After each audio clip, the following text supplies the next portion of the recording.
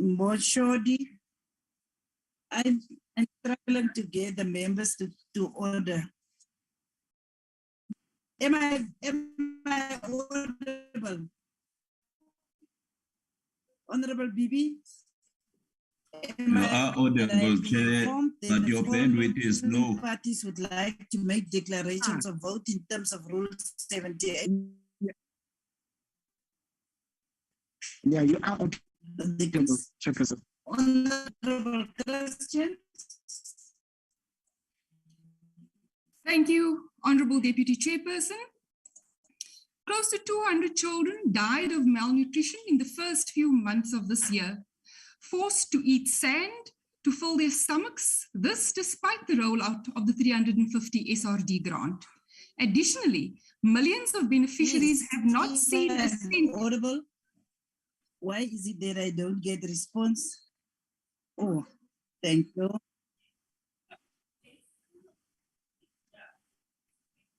Chairperson, we can hear honorable questions.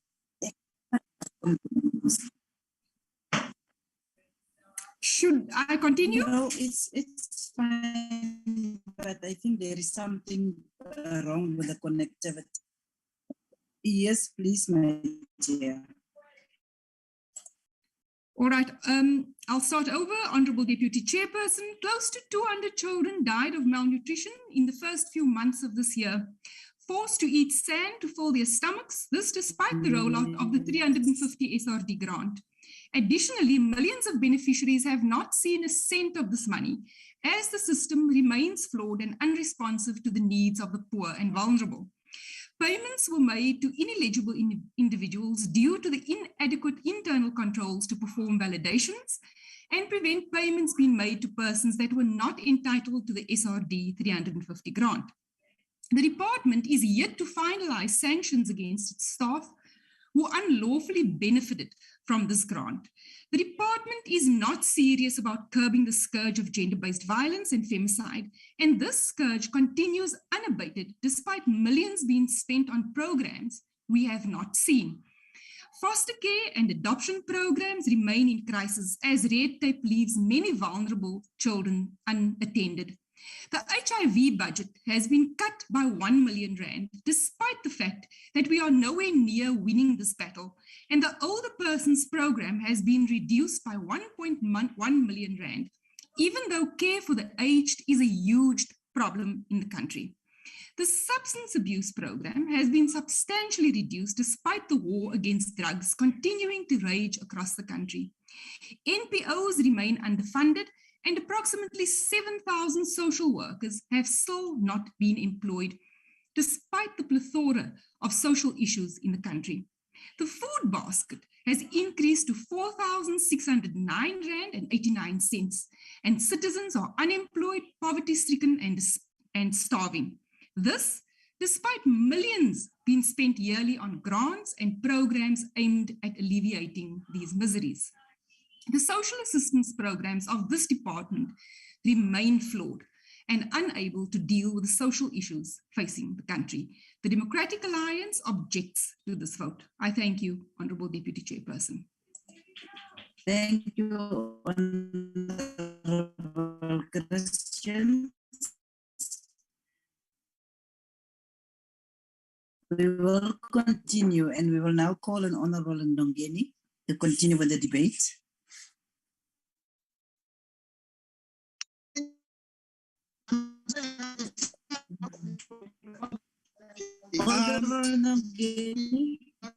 Deputy Chairperson, is there a problem? Yes. Member Ndongeni's got a problem with a connection, so I will do the declaration. You may continue, Honorable Gillian. Thank you, Deputy Chair. Deputy Chairperson, the efficient implementation of the social relief of distress and other social assistance packages have assisted poor and low-income households during the period of the COVID-19 pandemic by protecting them from food insecurity and poverty. As the ANC government, we have shown through such interventions that we remain determined to prioritize the livelihoods of the majority who have been further marginalized as a result of the COVID-19 pandemic. With almost over 1/5 of South African households relying on social grants as their main source of income, the posture of government in this respect should be undebatable.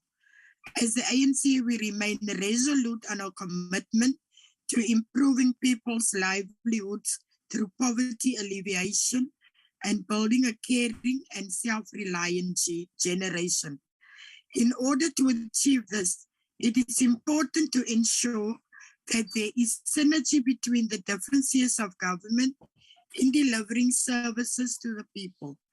The budget vote as presented by the Minister commits to enhancing efficiency in order to ensure that delivery in the provincial is not compromised, especially as this relates to pay point sites in our localities.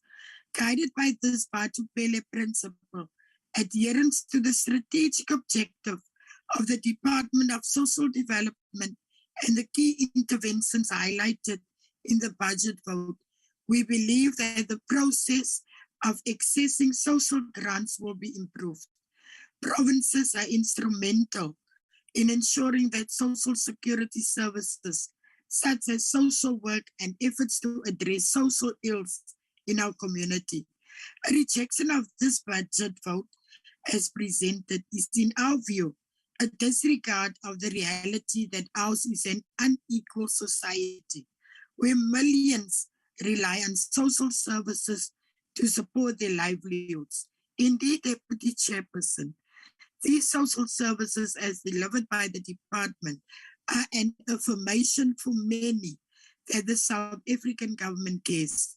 The African National Congress adopts the budget vote 19 as presented by Minister Lindiwe Zulu as it seeks to address the socio-economic challenges that widen inequality by providing social protection for the economically marginalized and impoverished South Africans.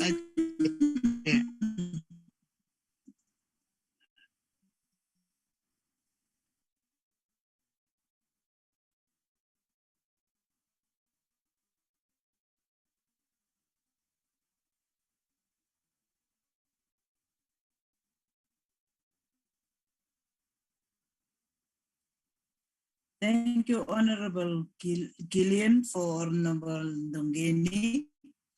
I have further been informed that there is a wish to call for a division. Can we have the call first? Chairperson, the DA calls for a division. Chairperson. I see that Honorable Labiskachni is a problem. I've been informed that there should be a division, but if there is no call, we will continue with the Chairperson, next. The DA called for a division, Chairperson. Can we find out who is supporting? Can we have the support of at least 4 members? 4 delegates? Karin Visser. Christians. I heard the call for a division. Thank you, Honorable Oukamp. I'm now calling for 4 delegates. Supports. Eleko supports. The problem Karin is all of you speak at one time. Smart. Yeah.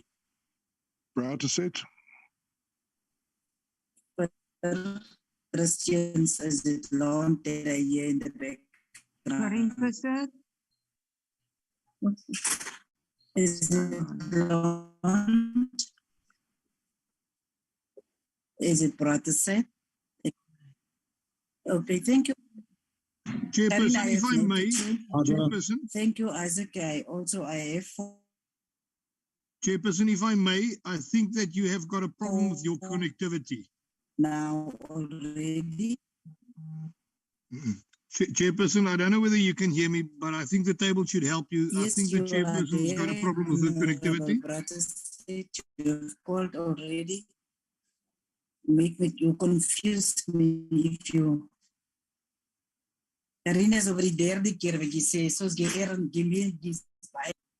Yes, who's speaking now? What's happening? It's Muimanye, Honorable Muima. Your bandwidth is a challenge.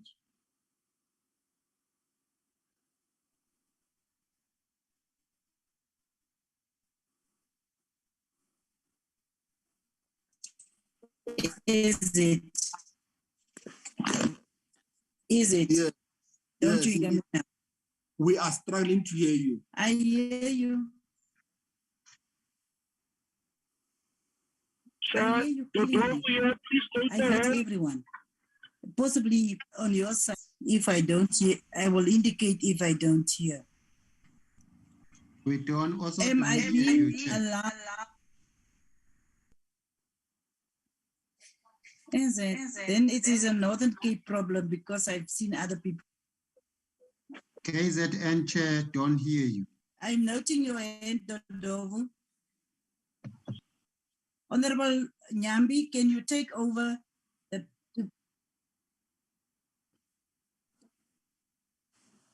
Thank you, Chair. Let's continue with I the request Honorable Nyambi to take over the presiding. Okay. We are still dealing with those that are voting in favor. Moody's vote in favor, Honorable House Chair. Thank you. Sekwati as well from Limpopo in favor. Thank you. Nakhanyan vote in favor. Thank you. Njado vote in favor. Thank you. Camilio Benjamin, Eastern Cape, vote in favor. Thank you. The table will lower all the hands to prepare for the next vote. Delegates who vote against should please raise their hands. The subscriber you have called is not available right now. Please try again later. Jane, could we just have the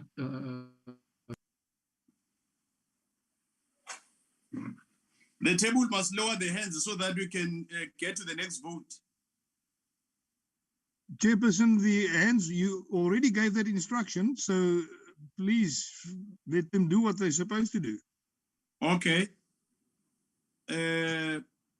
Let's get to the next one. Delegates who vote against should please raise their hands. Please keep your hands raised.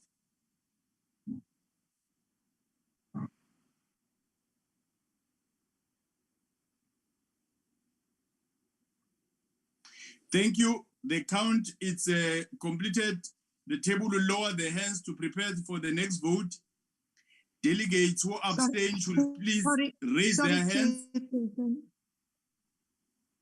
Come again. Sorry, Chairperson. I tried to raise my hand function. It doesn't want to work. It's Karim Visser Northwest. Okay, you are voting against. I'm voting against. Thank you, Honorable Karim. We'll now deal with those who abstain. Please raise your hands.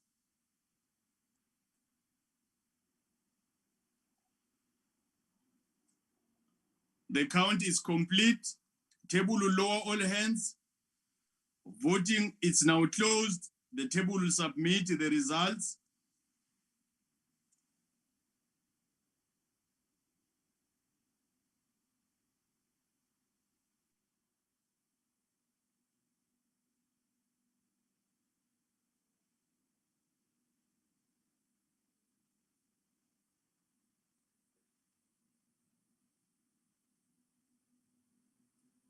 Advocate, let's have the results.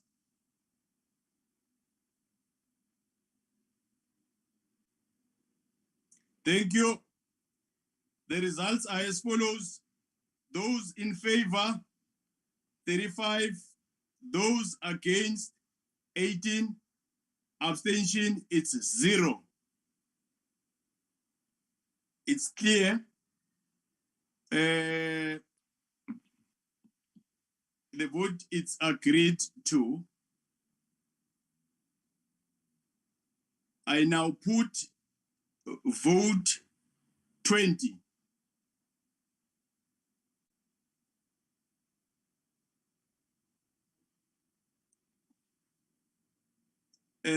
Women, youth, and person with disabilities.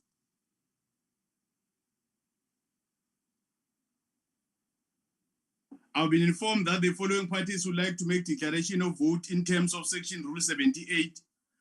EFF, Honorable Hihi. Chairperson. Chairperson, the EFF once again reject budget vote 20 on women, youth, persons, and with persons living with disabilities. We reject the department which does not respond to the many challenges faced by women in this country and fail to take on any coordinated approach of working with social development with home affairs, so as fight against femicide in this country. This department has failed to respond to the challenges faced by people living with disabilities across all provinces in South Africa. And despite promises of inclusion of persons with disabilities as priority group, women and persons living with disabilities continues to experience a number of challenges such as poverty and lack of inclusion in the labor market.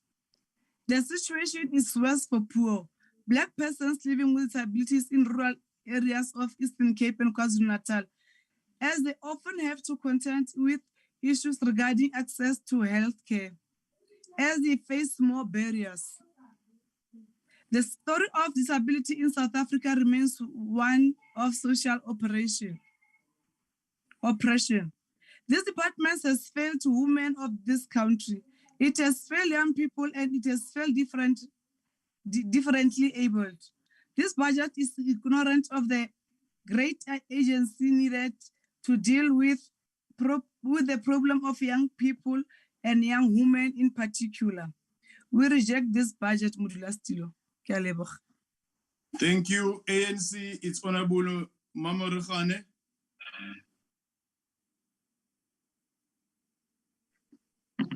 Thanks, Honorable Chairperson. Gender-based violence and femicide has reached crisis proportions in our country. Every year we pay condolences and bury women that have been murdered by men.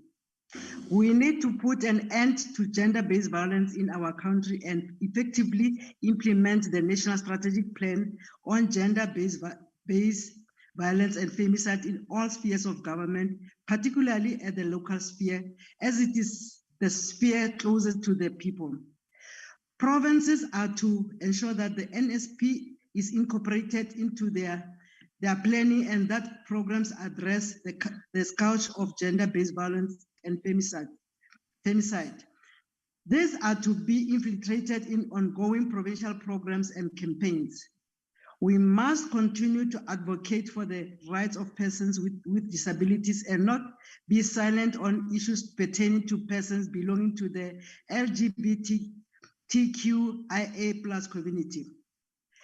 As our youth is faced with high levels of unemployment, we must also pay attention to the manifestations of crime, substance abuse, and mental health that can be seen as consequences of our socioeconomic challenges amongst youth. Our youth are ravaged by crime and drug abuse. Provinces and local government are to ensure that facilities such as rehabilitation centers, recreational centers, and hubs that assist persons battling with mental health are operational. These facilities and services assist these victims who have fallen to crime and drugs that are detrimental to our youth. Therefore, such facilities rehabilitate and assist in driving forward our social transformation agenda. Acknowledging that we have high levels of unemployment in our country, provinces should continue As you conclude. As I conclude, Honorable Chairperson, the department should continue to undertake programs that promote women and youth empowerment and the vulnerable. The ANC supports vote 20. I thank you. Thank you, Honorable Mamorekhane.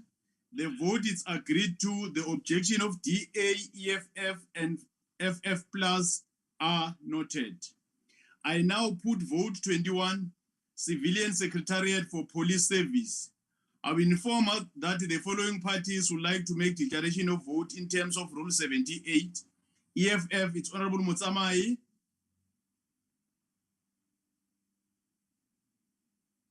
Honorable Mutsamai.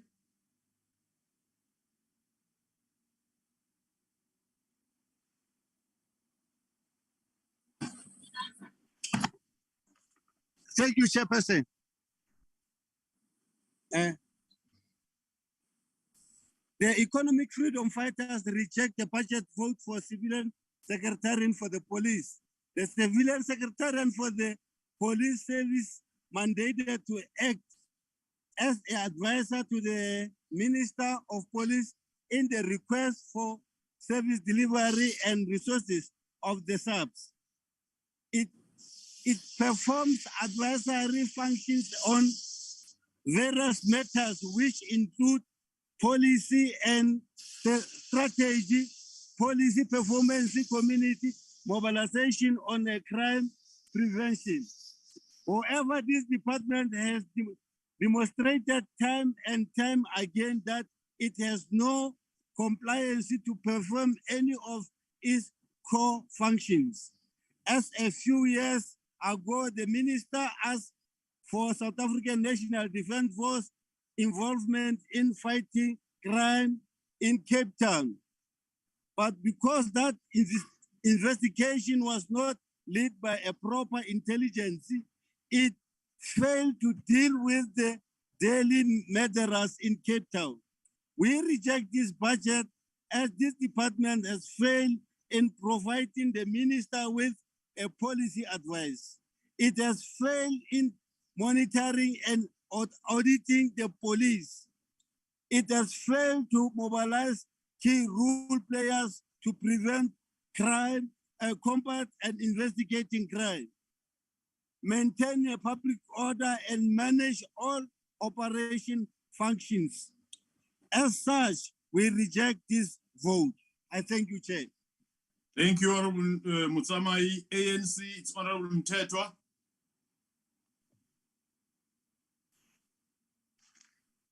Thank you very much, Chairperson of the House.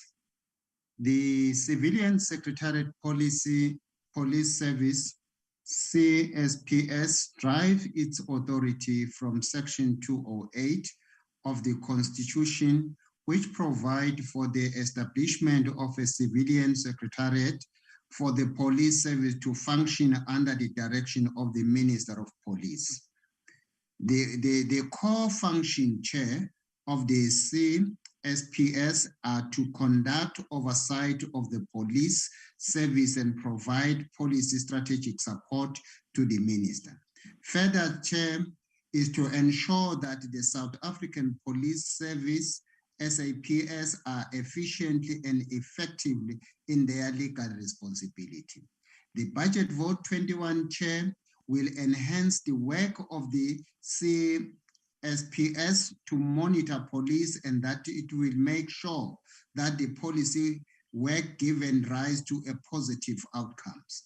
The budget, Chair, this budget vote of 21 enhance the department to continue to resource the family violence, children protection, and sexual offenses investigation unit, supporting the top 30 police stations with a higher level of gender-based violence. The budget vote 21 will enable the police to respond promptly to effectively to the victims of gender-based violence and create a friendly and safety environment for the victim. The budget vote 21 will ensure, Chair, that the CSPS continue to monitor and evaluate the police and drive the crime and anti-prevention campaign. The Civilian Secretariat shall continue conducting community satisfaction survey on the police visibility mainly and get other issues that community wants to be raised about the police. In conclusion, Chair, this is done to ensure effective and address the lack of trust in the police by the public and improve police service delivery.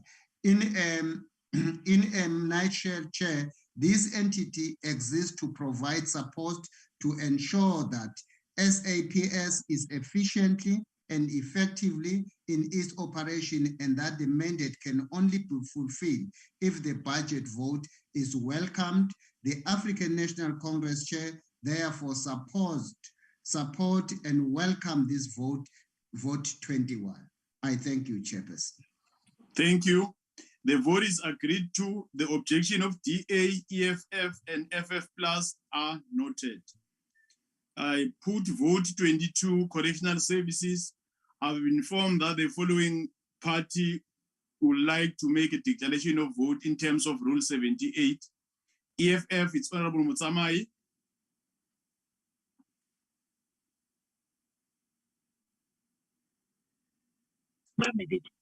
Thank you, Chairperson.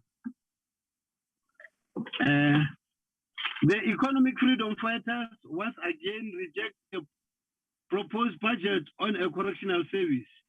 We reject the budget of a department which is responsible for the shocking condition of our prisons. Inmates and remand detainees experience extremely overcrowded in prison, inhuman living condition, shortage in educational service, and shortage of educational staff, as well as social workers and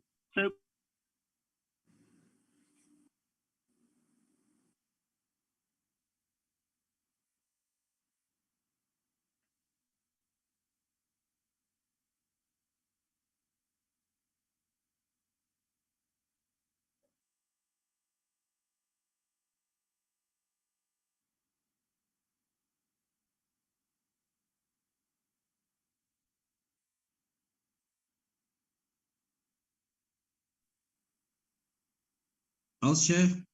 Honorable Mtsamai, then let's go to Honorable Malika. It's clear that Honorable Mtsamai has disappeared. Honorable Malika?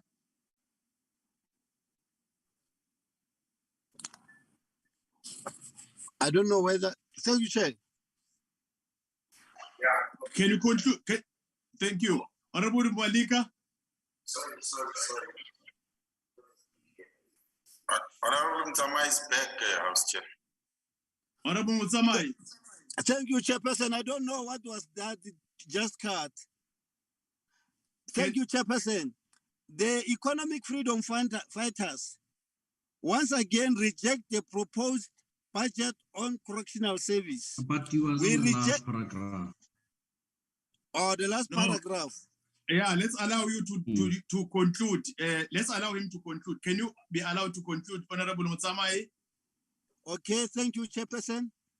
The Department of Correctional Service has failed in almost all aspects in restoring focus on rehabilitation at our prisons. Let me just see. We reject the budget vote. Thank you, Chairperson. Thank you, Honorable Mutsamai. Honorable Malika for ANC.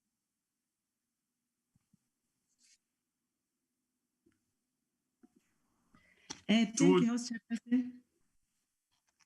The African National Congress supports budget vote 22, correctional services.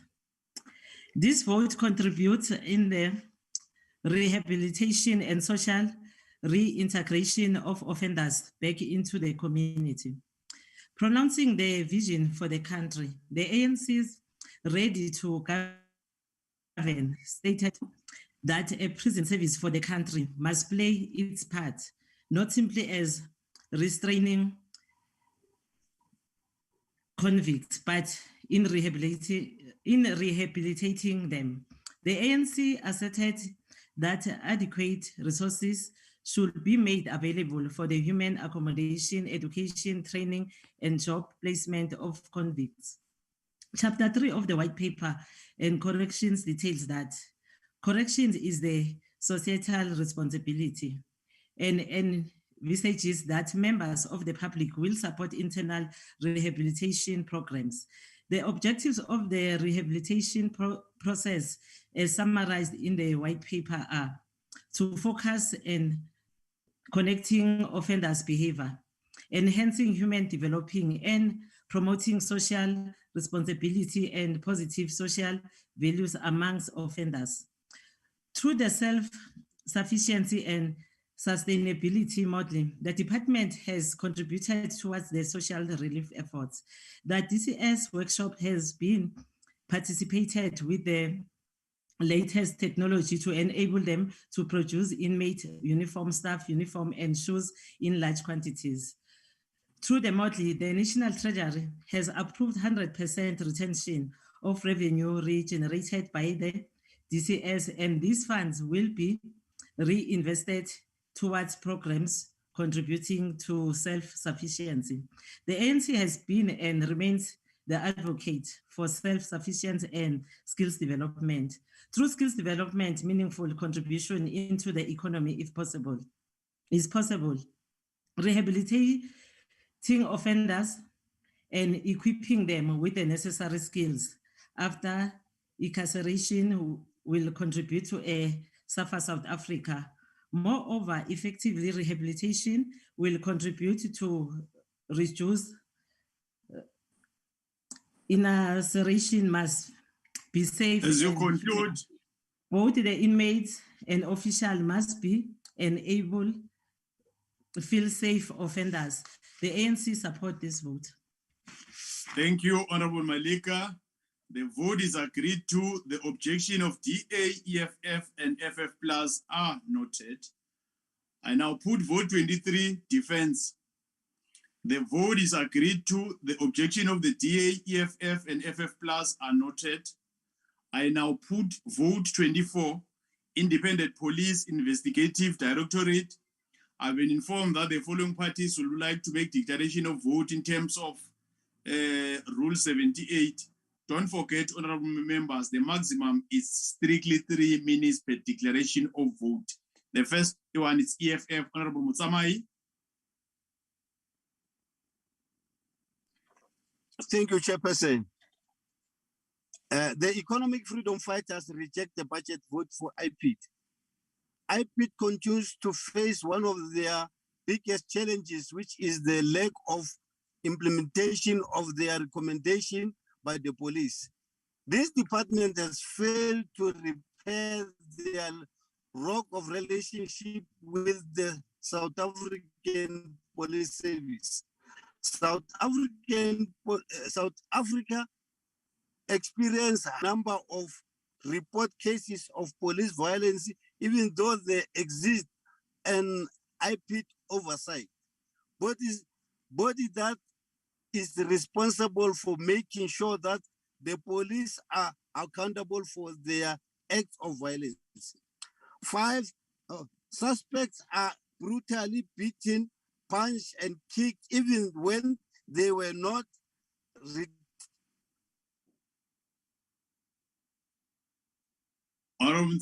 your network.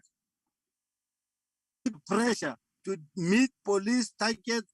Police officers often resort to illegally methods of operating, and such action cannot be condoned under any circumstances. We reject this vote. I thank you, Chair. Thank you, Honorable Samai. ANC, it's Honorable Bartlett. Thank you, Honorable Chairperson. Honorable Chairperson, the African National Congress welcomes Independent Public Investigation Directorate Police IPID budget vote 24 is presented. The budget vote has a significant role to play in enhancing the police services in the fight against crime in general and corruption in particular. The IPID gets its mandate and authority from the relevant legislation, which is the Independent Police Investigation Directorate Act, which empowers IPID with powers to investigate any complaints, alleged misconduct, or even offenses committed by the members of South African Police Service IPAT is charged with responsibility to investigate our police members. Honorable Chairperson, the budget vote 24 will enhance and strengthen investigative capacity and further improve the quality and effectiveness of investigations. The ordinary South African people will benefit from the budget vote, as this will uncover all the wrong things done by the members of the police and uphold the head of justice, so that the public can gain trust in the police and appreciate that no one is above the law. Honorable Chairperson, the budget vote 24 will enhance the police service to fight against corruption in the police service. The budget vote will make sure that there is strong compliance of subs to the IPAT recommendations and further makes recommendations to the Minister of Police. The budget vote 24 will enhance the ongoing fight against gender-based violence and femicide among the police, women and men in blue, giving attention to murder cases, rape cases, and most important, rooting out corruption. Honorable Chair, the African National Congress welcomes and supports the budget vote 24. I thank you, Honorable Chairperson. Thank you, Honorable Bartlett. The vote is agreed to. The objection of DA, EFF, and FF Plus are noted. I now put vote 25, Justice and Constitutional Development. I've been informed that the following parties would like to make declaration of vote in terms of Rule 7.8.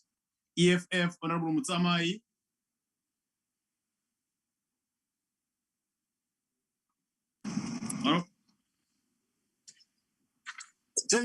Thank you, Chairperson.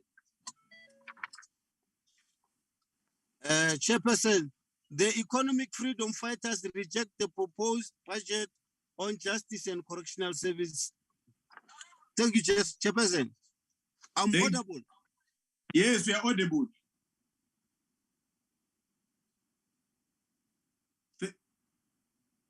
No, you have muted yourself now. Unmute. Okay.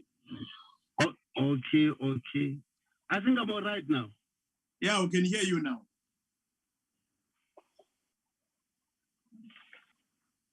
The Economic Freedom Fighters reject the proposed budget on justice and constitutional development. South African democracy is entering a very dangerous period during which the very concept of justice and the rule of law will be severely challenged and undermined.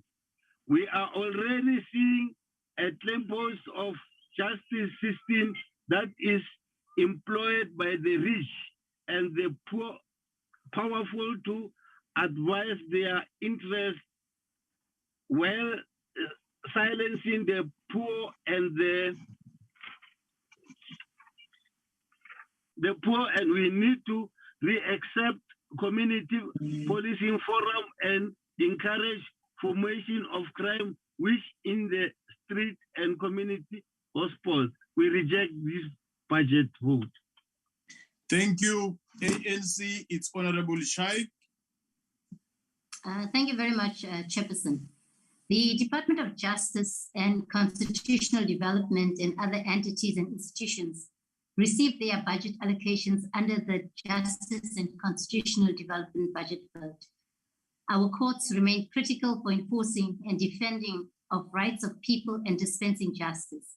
They have played a pivotal role in protecting the rights of women. The backbone of the fight against gender-based violence are the sexual offences courts and the Tutuzela care centres, which were introduced to focus on the speedy adjudication of cases. We welcome the efforts made by the Department of Justice and the entire JCPS cluster in the fight against fraud and corruption. It was reported that a total of 36 million in 2022-23 to invest in ICT in institutions that include the Investigating Directorate, the Public Protector South Africa, and the South African Human Rights Commission was made. A total of 426 million rand over the medium term to intensify the fight against corruption and ensure sufficient capacity for the investigations and prosecution of criminal cases emanating from the State Capture Commission has been set aside. Amongst others, Honourable Chair, this will allow the Independent Directorate to appoint an estimated 90 staff members in a permanent capacity. The ANC supports this budget vote. Thank you, Chairperson. Thank you, Honorable Shaik. The vote is agreed to. The objection of DA and EFF are noted. I now put vote 26 military veterans. The vote is agreed to. The objection of DA, EFF, and FF Plus are noted. I now put vote 27 Office of the Chief Justice. The vote is agreed to. I now put vote 28 Police. I've been informed that the following parties would like to make declaration of vote in terms of Rule 78. The DA, it's Honorable Mikalakis. Honorable Mikalakis. Thank you, House Chairperson. It's always nice to have you in the chair. I need not repeat here what I've said during the debate about crime in this country being out of control. The public knows it and the ANC knows it. But isn't that ironic, or perhaps sad, that the very people with the majority vote in the House know that this budget won't bring down crime? They've expressed such concerns in the committee discussions, although not explicitly. No, they toe the party line. They will never say it explicitly, but they know this budget does nothing, the same as other years, different to bring down crime. Another 67 murders per day, another 153 rape victims per day. It is now the third year in a row that the ANC members bemoan the fact that IPID's budget is effectively decreasing, keeping the crooks within the SAPS. They know there are too many generals in blue light VIP protection units, and they know there are too few specialized cyber, drug, stock theft, and rural safety units and forensic expertise. They are concerned in the same way as the president is on occasion shocked. Yet they will have the courage, will they have the guts, the backbone, to vote against a budget that is, by their own admission, not ideal for bringing down crime? Or will they toe the ANC party line again at the cost of innocent people being raped, sucked into gangsterism, or murdered? The DA cares deeply out there. Sorry, Honorable Mikalakis. Honorable Zandamela, you can't be disrupting a declaration. What's the problem? Honorable Zandamela, this is a declaration, and let's allow Honorable Mikalakis without any disturbance. All the parties will have an opportunity to do their declaration. Sorry for that inconvenience. Can you continue, Honorable Mikalakis? Thank you, House Chairperson. I'd gladly repeat any part of it, but let me start where I was interrupted. The DA cares deeply about the safety of the people out there. We have put an alternative on the table that will bring down crime with the right budget. This budget we are voting on is not going to do that job, and the members of the ANC know this. I hope they will have the courage today to, for once, put the people who voted them in above the ANC party line. If they can't muster that, then for the sake of the thousands of victims out there, abstain so that we can vote it down for you. Thank you, Chair. Thank you, Honorable Kalakis. EFF, it's Honorable Motsamai. House Chair. Yes. Yes, House Chair. You just that you didn't give me an opportunity to speak. But I wanted to correct something, because we did forward to the table that EFF has got a declaration in the Office of the Justice, and you didn't call us. But we're not dealing with justice now. We're supposed to do that when I presented justice. Yes, now we're dealing forwarded to the table that we've got a declaration in the Office of the Justice, and we support the Office of the Justice. But it's incorrect that you are now recording that EFF doesn't support the Office of the Justice. We do support the Office of the Justice, but you didn't give us an opportunity to present. There is no objection even from your part. I said all parties support. It's agreed to. You were not following, Honorable Zanderman. But the declaration, House Chair. You wanted to do a declaration, but we're not dealing with that now. Can we be alert, honorable members? Let us be alert. Let us be alert. Now we're dealing with the one of police. It's for EFF, it's Honorable Motsamai.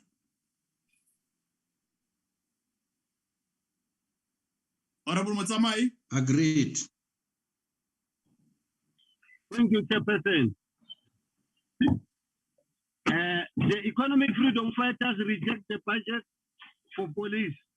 As the EFF, we note with deep concern how police performance and contracting has deteriorated over the past 2.5 decades. With a priority remaining unchanged, under the watchful eye of the South Africa has over a period of 2 decades witnessed an increasing in crime statistics. Our police officers are simply not well trained to do their job. The training does not speak to the challenges which officers face on the ground. It is as a result of this merciless policing that today we witness mass shooting every single week in Khayelitsha in Cape Town. Our police stations are housed in a poor infrastructure. They lack technology, and the vans in each and every police station are stationary because they just don't have tires. The capacity of the South African police do not, anything has been dramatically endowed. The people of this country need a satellite police station that will open 24-hour service days a week and every ward in the country where there is no police station. We need a capability community police forum and encourage formulation of crime watch in the street and community hotspots. We reject this budget vote. Thank you. FF Plus, it's Honorable Dutoit. Dankie, agbare voorsitter. Soos altyd word die eerbare pogings van die dames en manne in blou hoog op die prys gestel en erken. Dankie aan elkeen van julle wat met hart en siel veg in die stryd teen misdaad. Chair, have the SAPS lost the war against crime, or are members acting on instructions from the proverbial man in the hat? The latest crime stats reflection is a reflection of the truth, the softer version of the reality in South Africa. On a year-to-year basis, the murders increased by 22.2%, attempted murder increased by 24.8%, and burglary increased by 13%. Most South Africans are in dire need of police protection. I say most South Africans because the VIP protection budget was bolstered while SAP's budget was insufficient and doesn't address the current demands of the department. Wat verder kommerwekkend is, voorsitter, is die feit dat daar onderspandering in die polisiebegroting was. Hoe kan dit wees? Is dit moontlik?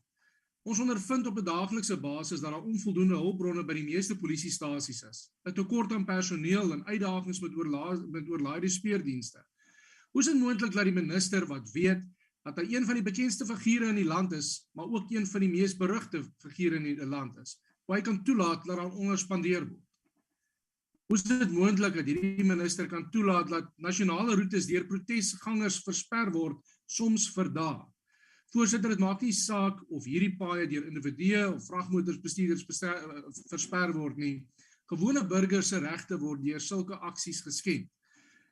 The minister must explain why the SAPS allowed about 200 trucks to block the N12 in Bloemhof in the Northwest Province for 3 days, an economical highway with interprovincial vein.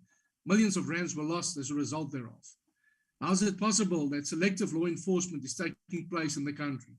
Situational awareness and mere monitoring is costing the economy millions of rands, Chair. It is said that a mistake repeated more than once is a decision. How many mistakes, Minister, are in fact decisions? How much longer must the economy be held hostage by disgruntled lawbreakers? Ons hardloop by tyd uit, Minister. Suid-Afrika is in 'n kruitvat situasie. Voorsitter, ons kan nie hierdie begroting ondersteun nie. Thank you. IFP, it's Honorable Hatebe.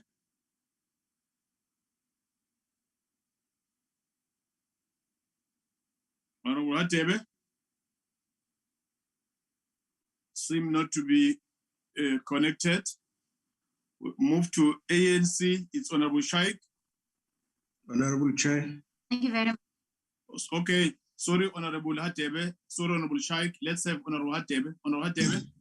Honorable Chair, according to Section 205 of the South African Constitution, the core function of the police service are to prevent, combat, and investigate crime, to maintain public order, to protect and secure the inhabitants of the republic and their property, and to uphold and enforce the law. Further, the budget states, among others, that the department will focus on improving community safety and reducing violence against women and children. As the IFP, we welcome this commitment by the subs and are in full agreement that ensuring community safety and reducing gender-based violence and femicide are top priority.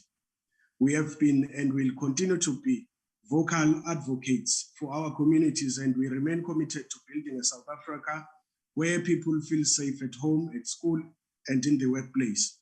The IFP has consistently called for police visibility to be enhanced, and in order for this to happen, there needs to be sufficient boots on the ground.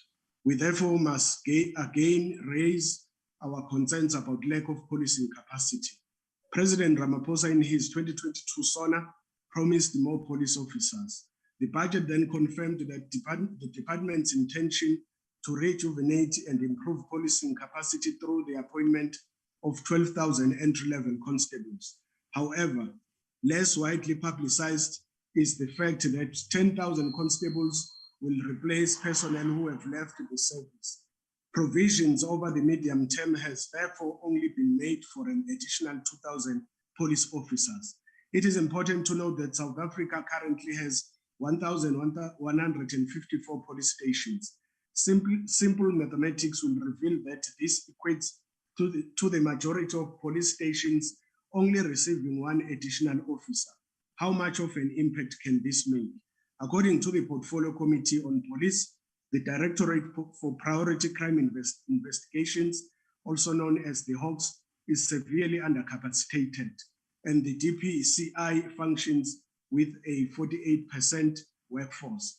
These serious capacity issues must be addressed with urgency if the subs and the Hawks are to fulfill their essential mandates.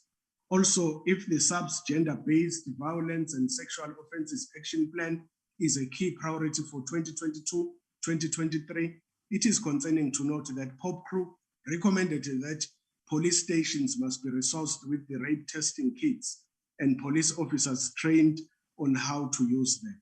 Why has this not been done?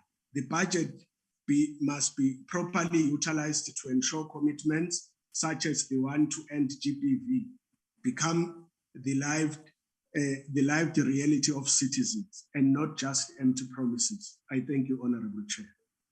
Thank you, Honorable Hatebe. ANC, Honorable Shaik. Yeah, thank you very much, Honorable Chairperson. The Budget Vote 28 of Police has a significant role to play in the fight against all sorts of crimes in South Africa. In that spirit, the ANC welcomes and supports Budget Vote 28. The vision of creating safer communities will move towards being a reality, and realization will come through Budget Vote 28. The budget will enable the police to intensify the fight against gender-based violence and reduce the DNA backlog.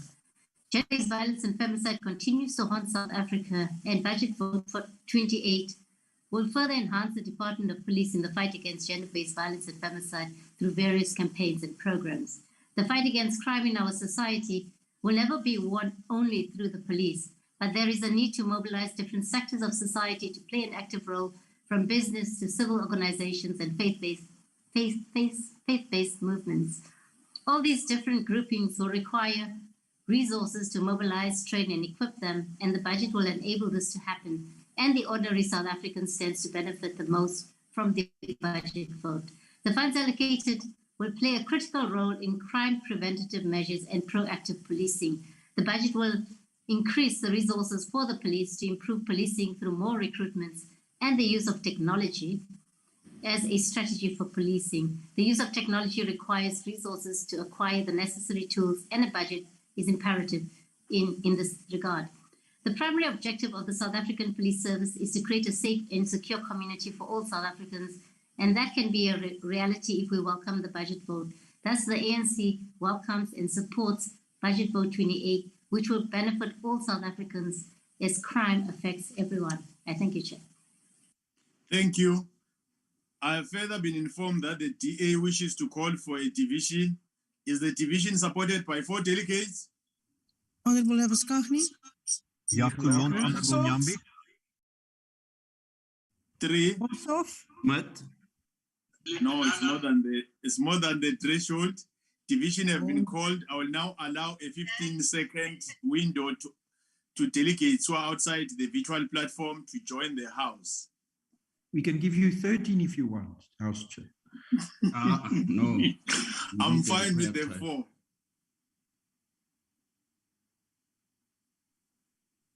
Proud to sit. Thank you. We now proceed to the voting on the question, and the question is that the vote be agreed to. Delegates who vote in favor should please raise their hands. Please keep your hand raised.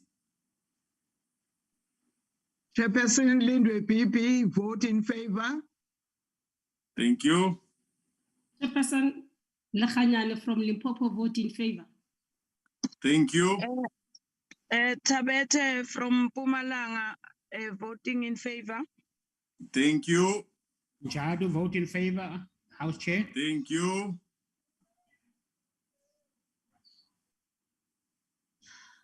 Thank you. The count is complete. The table will lower all hands to prepare for the next vote.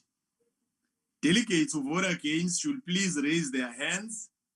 Please keep your hands raised.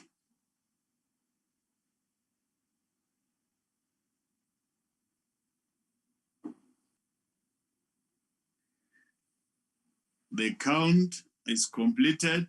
The table will lower all hands to prepare for the next vote. Delegates who abstain should please raise their hands. Honorable Chair. Yes. Honorable Chair, the hands for support were not taken down. They're still up. So we can't go to abstentions yet. And no, it's against now. We're done with the support. Well, I said they must lower their hands. If that is the case, Chair, then the whole ANC is supporting and is against and is abstaining. House Chair. Honorable Secretary. House Chairperson. House Chairperson. Yes. The Secretary, yeah? Yes, Secretary. Can you allow us to lower the hands in favor, and we'll indicate when to call for the hands against. Okay, can you lower the hands in favor?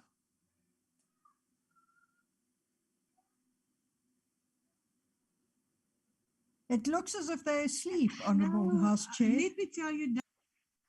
And I've pleaded with everybody, including the staff and honorable members, that let's all be alert. We are alert. Let's lower the hands. The hands are not lowering. And they are supporting us. Don't force them to lower their hands. Okay, the hands are lowered now. Now, let's have delegates who vote against should please raise their hands. Against, please raise your hands. My hand is not lowering here, Chairperson. Can you ask them to lower my hand? I'm not sure because my hand is a black hand there. No, you're welcome. Welcome.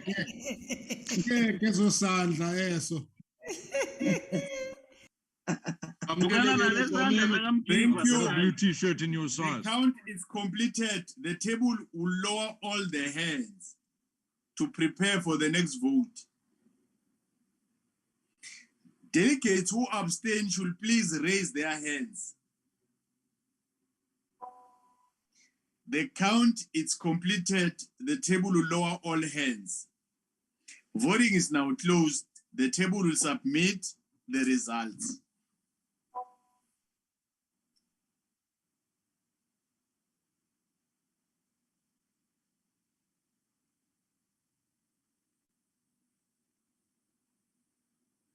Thank you. The results are as follows. In favor, 34. Sorry, on a Against? point of order, Chair, sorry. This is now the fourth time that it happens to me. As soon as as they clear the hands, they cut me off. So I'm voting against the budget. Please see that my hand is at the right place. Okay, Thank in you. favor 34, against 21, abstention is 0. Then it's agreed to. Thank you. We now move straight to the next one. I now put vote 29. That's agriculture, land reform and rural development. I've been informed that the following parties would like to make declaration of vote in terms of Rule 78. The declaration is strictly 3 minutes, honorable members. Be very alert on that one. For the DA, it's Honorable Smith. Thank you, Honorable Chairperson. Am I audible? Very audible. Thank you very much. Honorable Chair, we have a farming community who are resilient, innovative, and who have endurance of steel in this country. But our farmers are feeling anxious, deserted, and underappreciated. I can only imagine how afraid they must feel when they see in the news another neighbor, friend, or even family member that has been brutally attacked and murdered on a farm. Having to fear for your family every single day while struggling to navigate for survival in a country where a farmer is not appreciated and even labeled as an enemy. The truth is they are an easy target and this government is unable to protect them. And in some instances, I even question their motives, as it can come across as deliberately failing our farming community. I want to tell our farming community out there, whether commercial, upcoming, or subsistence farming, don't despair. A DA-led government is awaiting us in 2024. Your contribution to this country and its people will be appreciated once again. And you will be supported and protected by your government under the DA. We as the DA cannot support this failing and shrinking budget. I thank you. Thank you, Honorable Smith. EFF, it's Honorable Arnold. Thank you, Chairperson. The Economic Freedom Fighters rejects the budget vote of the Department of Agriculture, Land Reform and Rural Development. We once again reject the department which has poverty eradication as one of its priorities. Yet this goal is yet to be realized because the ANC-led government is not serious when it comes to delivering on their promises and has not put in place any tangible plans for its realization. Today in our country, the poor and the landless continue to suffer more with no access to sufficient, safe, and nutritious food. The department has failed to build and support fresh produce markets for access by small-scale fruit producers. Conditions of farm workers under white farm owners have worsened, especially in the Western Cape. Farm workers are still worse off than any other sector of the economy. Most workers receive low wages, poor housing facilities, and health indicators are substandard. Farm workers remain marginalized and in a vulnerable position, exposed to human rights violations and abuse. Now, as the EFF, we reject this report and the failure of an ANC corrupt government which is only known for looting and stealing from the poor. Thank you. Thank you. FF Plus, it's Honorable Dutoit. Dankie, agbare voorsitter. Food security is a talking point on the local and international front. Government should stop focusing on race, especially when it comes to food security and safety. I inquired from National Treasury on the number of initiatives that there are to assist commercial farmers in the current financial and environmental circumstances. The answer was that National Treasury must operate according to government's NDP and its ideologies. Assistance is given to upcoming farmers. Die kort en die lang, voorsitter, is dat vele inisiatiewe op boere fokus en nie op parallelle ontwikkelingsinisiatiewe waar kommersiële boere ook daarby baat nie. Ongelukkig speel kleur 'n rol. Jay, I'm aware that the Land Bank falls under public enterprises, but the Land Bank used to play an integral role in developing the agricultural sector. The current state of affairs is that Land Bank could be on the same trajectory as the SAA, appointing new boards, sticking to an ideological approaches that result in further financial distress for the bank as the customer. The bank turned away up to 50% of its paying customers due to financial constraints as a result of race-based approaches, and it will be assisted with another 5 billion rand allocation. Voorsitter, die regering moet aandag skenk om die huidige boere te ondersteun. Insetkoste soos die prys van brandstof en kunsmis sal dringend verlaag moet word om volhoubare kwaliteitprodukte te lewer en werksverliese te verminder of te voorkom en ook om voedselpryse bekostigbaar te hou. Dit is geboekstaaf dat die Vryheidsfront Plus op meer as een geleentheid 'n beroep op die regering gedoen het om te verseker dat boere en hul gesinne en werkers juis beskerm moet word. Ten spyte van die onlangse reën in dele van Suid-Afrika benodig heelwat van die boere steeds hulp na afloop van die onlangse reën, oorstromings en droogte. Hierdie is onvoldoende befondsing wat beskikbaar gestel is vir belangrike kwessies, voorsitter. Protecting a farming community, and then you protect the country. Dankie, voorsitter. Thank you, ANC. It's Honorable Modise. Thank you very much, House Chair, and good afternoon. House Chair, the ANC support Vote 29 as one of the physical instruments that government uses to finance of policy objective on agriculture, land reform, and rural development. The ANC is very much aware of an urgent need to help grow and broaden economy for inclusive participation and ownership. The disposal of land from Black majority Africans in particular is one of the causes of poverty, unemployment, and inequality in our society. In order to ensure that we adequate to do away with the legacy of colonialism and apartheid, the ANC will continue to ensure that the land is redistributed to those who work on it. The land beneficiary selection policy will not only ensure that the priority of land allocation is geared towards women, youth, and people living with disability, but will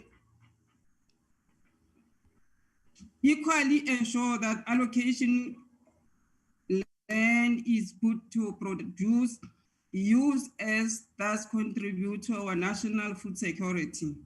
It is worth noting that, among other things, one of the reasons why certain claims are made by the Democratic Alliance and Freedom Plus, FF Plus, is because they know that some of our local farmers are hoarding food, such as many farmers in Free State, and influenced by economies on scale within the sector.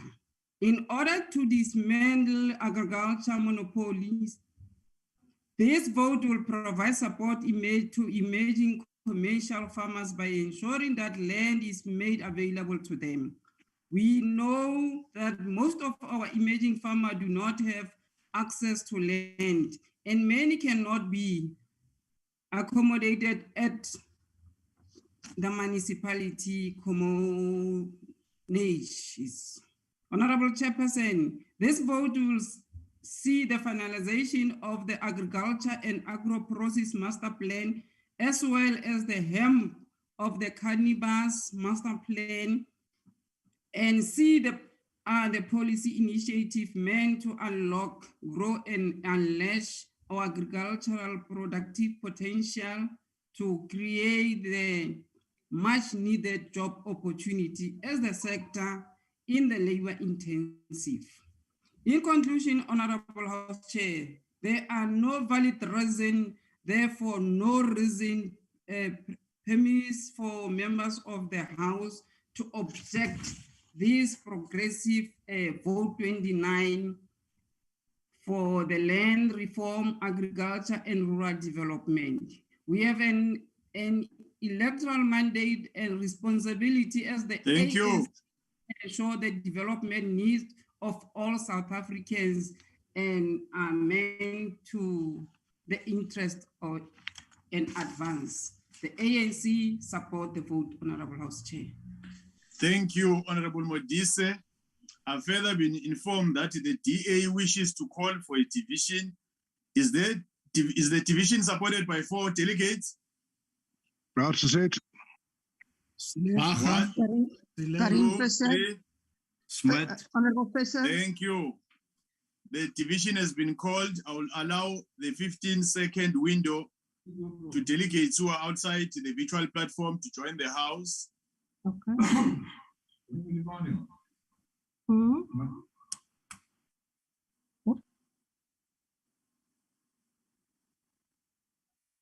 We now proceed to the voting on the question. And the question is that the vote be agreed to. Delegates who vote in favor should please raise their hands, and you please keep your hands raised. Honorable Chairperson, Lindwe PP, vote in favor from KZN. Thank you. Thank you. Nakhanyan from Limpopo, vote in favor, Honorable Chair. Thank you. Tabete from Pumalanga, voting in favor. Thank you. Honorable Jadu, vote in favor. Thank you. Honorable Camilo Benjamin, she hasn't said a thing. Honorable Hot Chocolate, please. Thank you. The count is complete. If you want me to, Honorable Chair, I will say The Honorable table Benjamin will from the lower Eastern all Cape hands support. to prepare for the next vote. Thank you. Delegates who vote against should please raise their hands.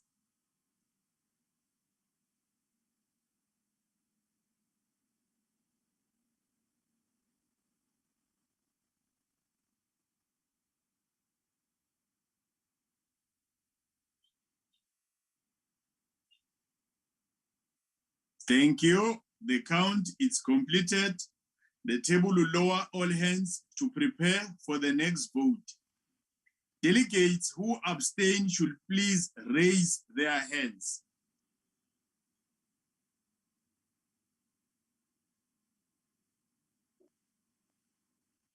The count is completed. The table will lower all hands. Voting is now closed. The table will submit the results.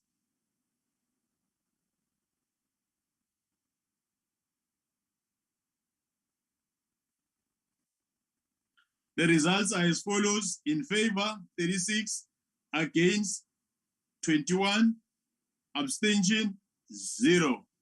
So the vote is agreed to. Thank you.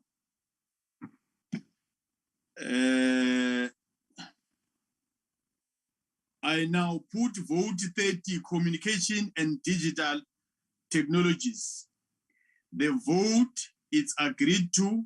The objection of DA, EFF, and FF Plus are noted. I now put vote 31, employment and labor. I'll be informed that the following parties would like to make declaration of votes in terms of Rule 78. DA, it's Honorable Boshoff. Honorable Boshoff. Thank you very much, Honourable House Chair. South Africa's economy is producing jobless growth, and given the economic growth projections, it is forecasted that the highest unemployment rate in the world will see another increase in the medium term.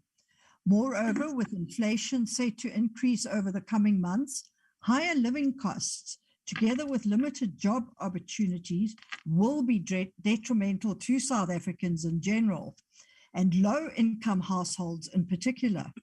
Under the expanded definition, which includes discouraged job seekers, the unemployment rate declined to 46.2% from 46.6%. But you know things are pretty bad when this is good news. Unemployment has a negative impact on consumption, savings, and investment, bringing about a nation that is at wit's end, as unemployment means hardship and starvation. Therefore, we must ask, is the ANC the right party to reduce the catastrophic levels of unemployment? To which the answer is an emphatic no. Minister, you must admit that the country is in a crisis and a different approach to economic growth is needed. The ANC comes up with economic reforms to revive the economy, but these reforms have not shown up in any data. Your plans for economic recovery are completely misplaced. We do not need to see bills like the Employment Equity Amendment Bill being enacted, as this will exacerbate the unemployment and poverty calamities. It seems to be a question of 3 steps forward and 4 steps back. We need to see these appalling economic policies removed and replaced with workable policies, which will enable business to grow and getting investors to flock to South Africa to stunt the skyrocketing unemployment rate. The Democratic Alliance objects. Thank you very much, House Chair. Thank you, Honorable Boshoff. EFF, it's Honorable Apleni.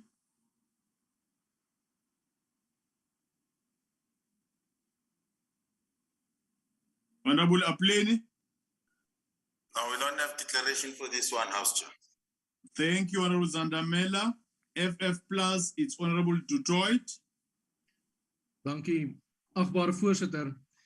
The ANC's goal of achieving economic transformation by the year 2030 will not be achieved, and their goals and objective needs to be relooked. We do have the human capital in South Africa to let the economy thrive, but race-based policies and regulations just needs to be scrapped as soon as possible. The unemployment rate is at an all-time high, currently stands at 34.5%, and the youth unemployment rate in the Northwest Province stands at a staggering 70%. That's 7-0. Stats SA confirmed that the quarterly labor force survey found that in the first quarter of 2022, the unemployment rate for those aged between 15 and 24 years of age was 63%. It translates to about 3 out of 10 people. Voorsitter, die feit dat die huidige onderwysstelsel veel te wense nalaat, dra by tot lae indiensnemingssyfers.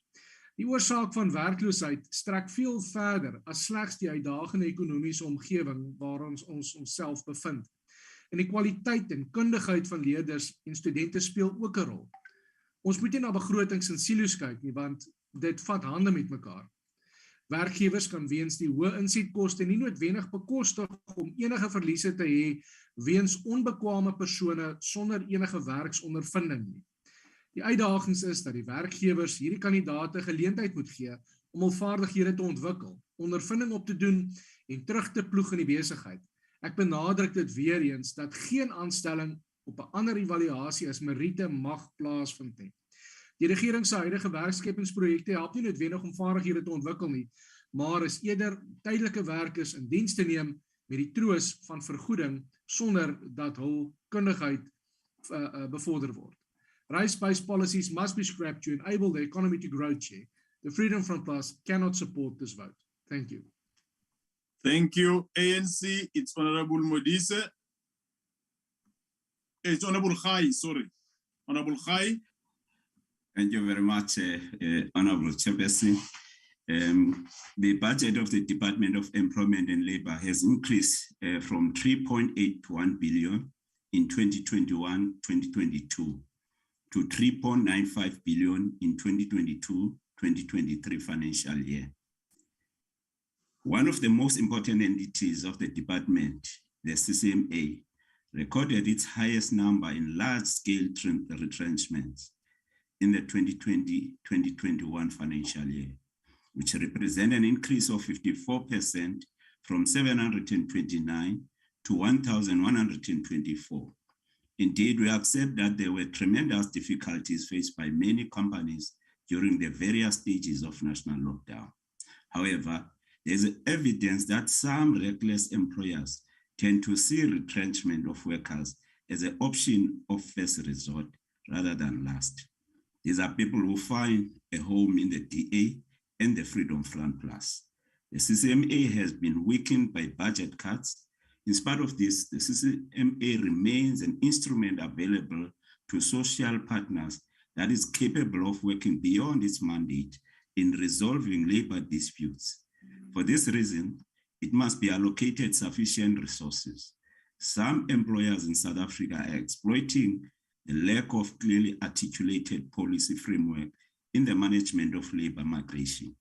What these employers are doing generates anger among South Africans who are jobless. We are pleased that the department is developing the national labor migration policy. We see this as an intervention to address the inadequacy of existing policy framework. It will help in provinces like Mpumalanga and KwaZulu-Natal, where tensions are running high, especially in coal mining, cooperation, and farms. In this light of populist mobilization targeting foreign nationals, we call on the department's inspection and enforcement services to continue its mega blitz inspection targeting the hospitality and agricultural sectors, where these problems are most prevalent. The Inspectorate must test compliance on the National Minimum Wage Act, the Occupational Health and Safety Act, Basic Conditions of Employment Act, Unemployment Insurance Act, and COIDA. This approach must also serve to advise, educate, and provide technical information and support to both workers and employers about the services offered by the Inspectorate. The Department of Home Affairs and the SAPS must form part of the inspection to ensure that as many companies as possible are fully inspected for their compliance with our national laws. The African National Congress support this budget vote. Thank you very much, Honorable Chair. Thank you, Honorable High. I've been informed that the DA wishes to call for a division. Is the division supported by 4 members? Smith. Bosso. Thank you. Division have been called. I'll now allow 15-second window to delegates who are outside the virtual platform to join the House.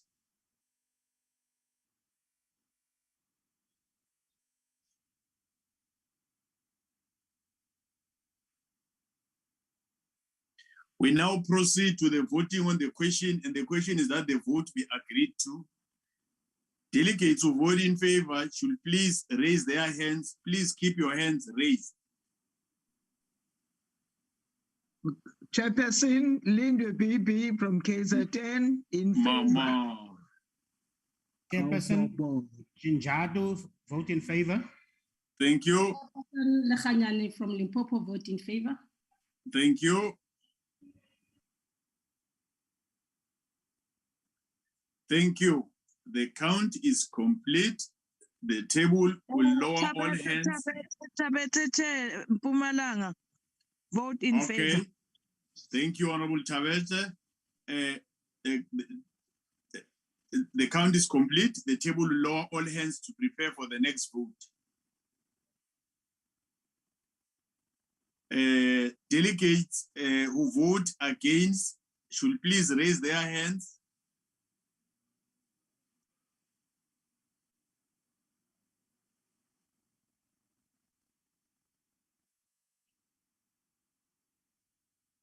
Thank you. The count is completed. The table will lower all hands to prepare for the next vote.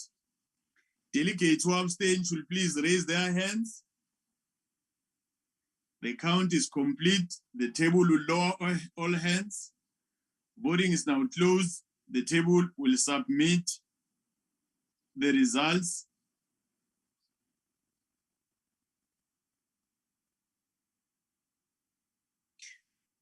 The results are as follows: in favor 34, against 20, abstain it's 0. The vote is agreed to. Thank you.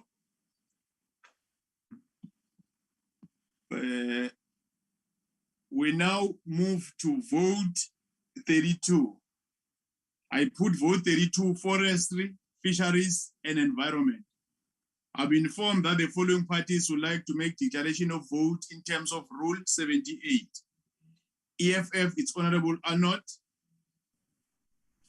Thank you, Chairperson. Chairperson, we rejected this budget vote when it was debated earlier, and we feel the need to state our position on the uselessness of this department. We reject just this budget as corruption in the Department of Environment, Forestry and Fisheries and entities under the minister's management continues on a daily basis. The massive irregular expenditure, wasteful and fruitless expenditure, flouting of supply chain management legislation, and overpayment of invoices remains a problem. The country is bleeding from corruption, and the poor is suffering the most under the government. Taxpayers' money is not spent in a responsible manner. Under the Department of Environment, Forestry and Fisheries, communities staying in and around forest and natural resources are not benefiting at all. Small-scale fishers that are in need of environmental justice are not enjoying the benefits of South Africa's resources. Small-scale fishers from the Western Cape, Northern Cape, Eastern Cape, and KwaZulu-Natal face numerous challenges in applying and accessing fishing permits, and their livelihoods stand under serious attack as many struggle to feed their families. The minister's failure to oversee the resources of South Africa effectively and responsibly will go down in the history books of this country. We reject this budget and we condemn the ANC for taking the country backwards. Thank you, Chairperson. Thank you. ANC, it's Honorable Modise.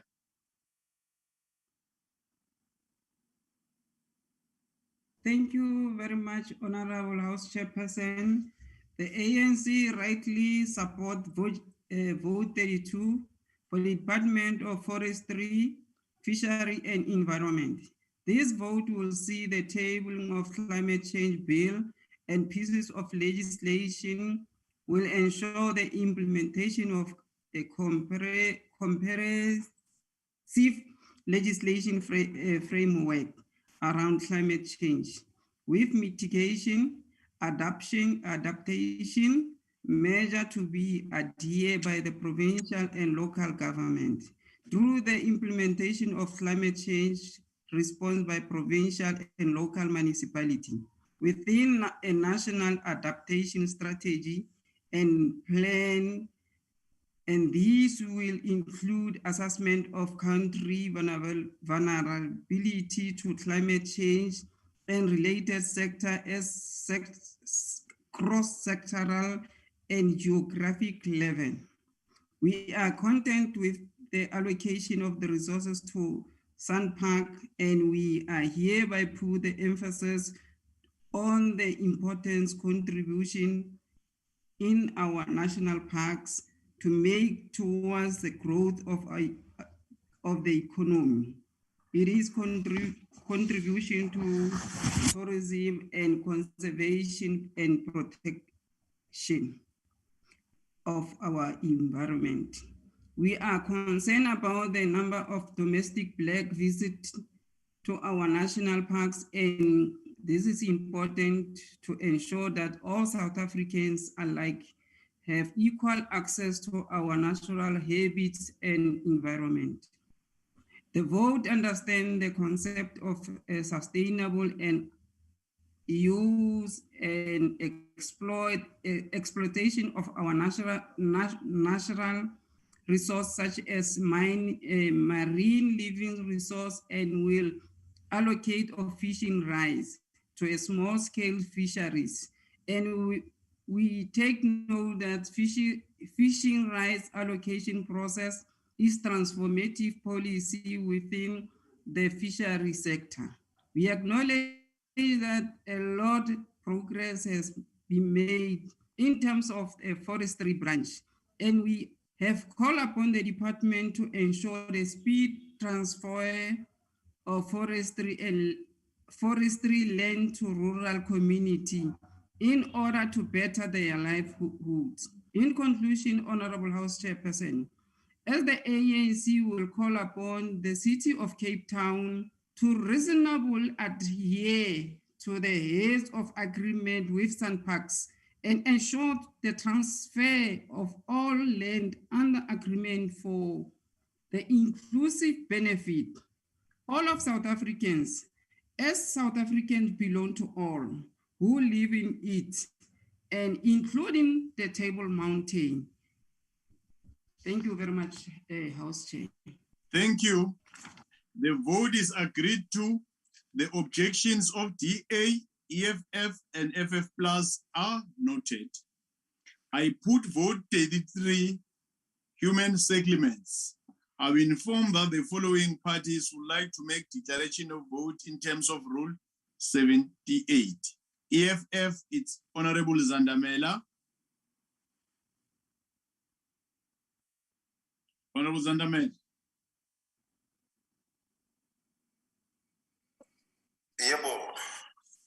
I'm pleading to be more alert, my brother.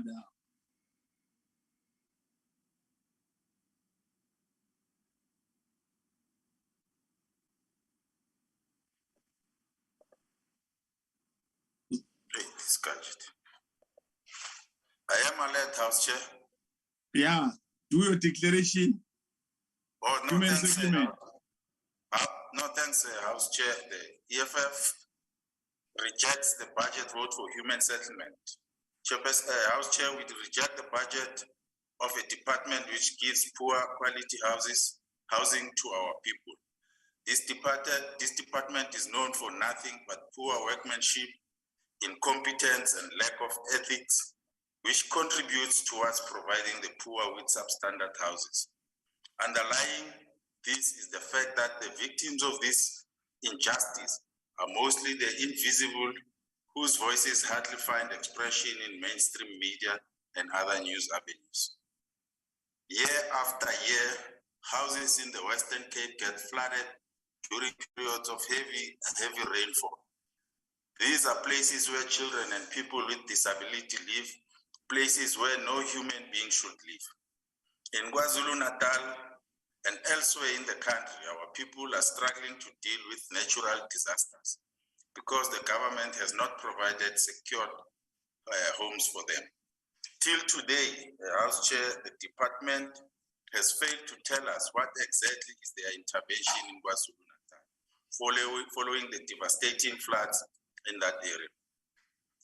There also exists a serious demand and plea from communities to make land available with service stands where people who can afford will build for themselves, not these one-roomed RDP houses. But our people will not realize that dream because friends and comrades of the ministers and MECs are the ones being awarded tenders to build RDP houses. Hence, service stands is not yet an option in the ANC-led government. Thank you, House Chair. Thank you. IFP, it's Honorable Hatebe.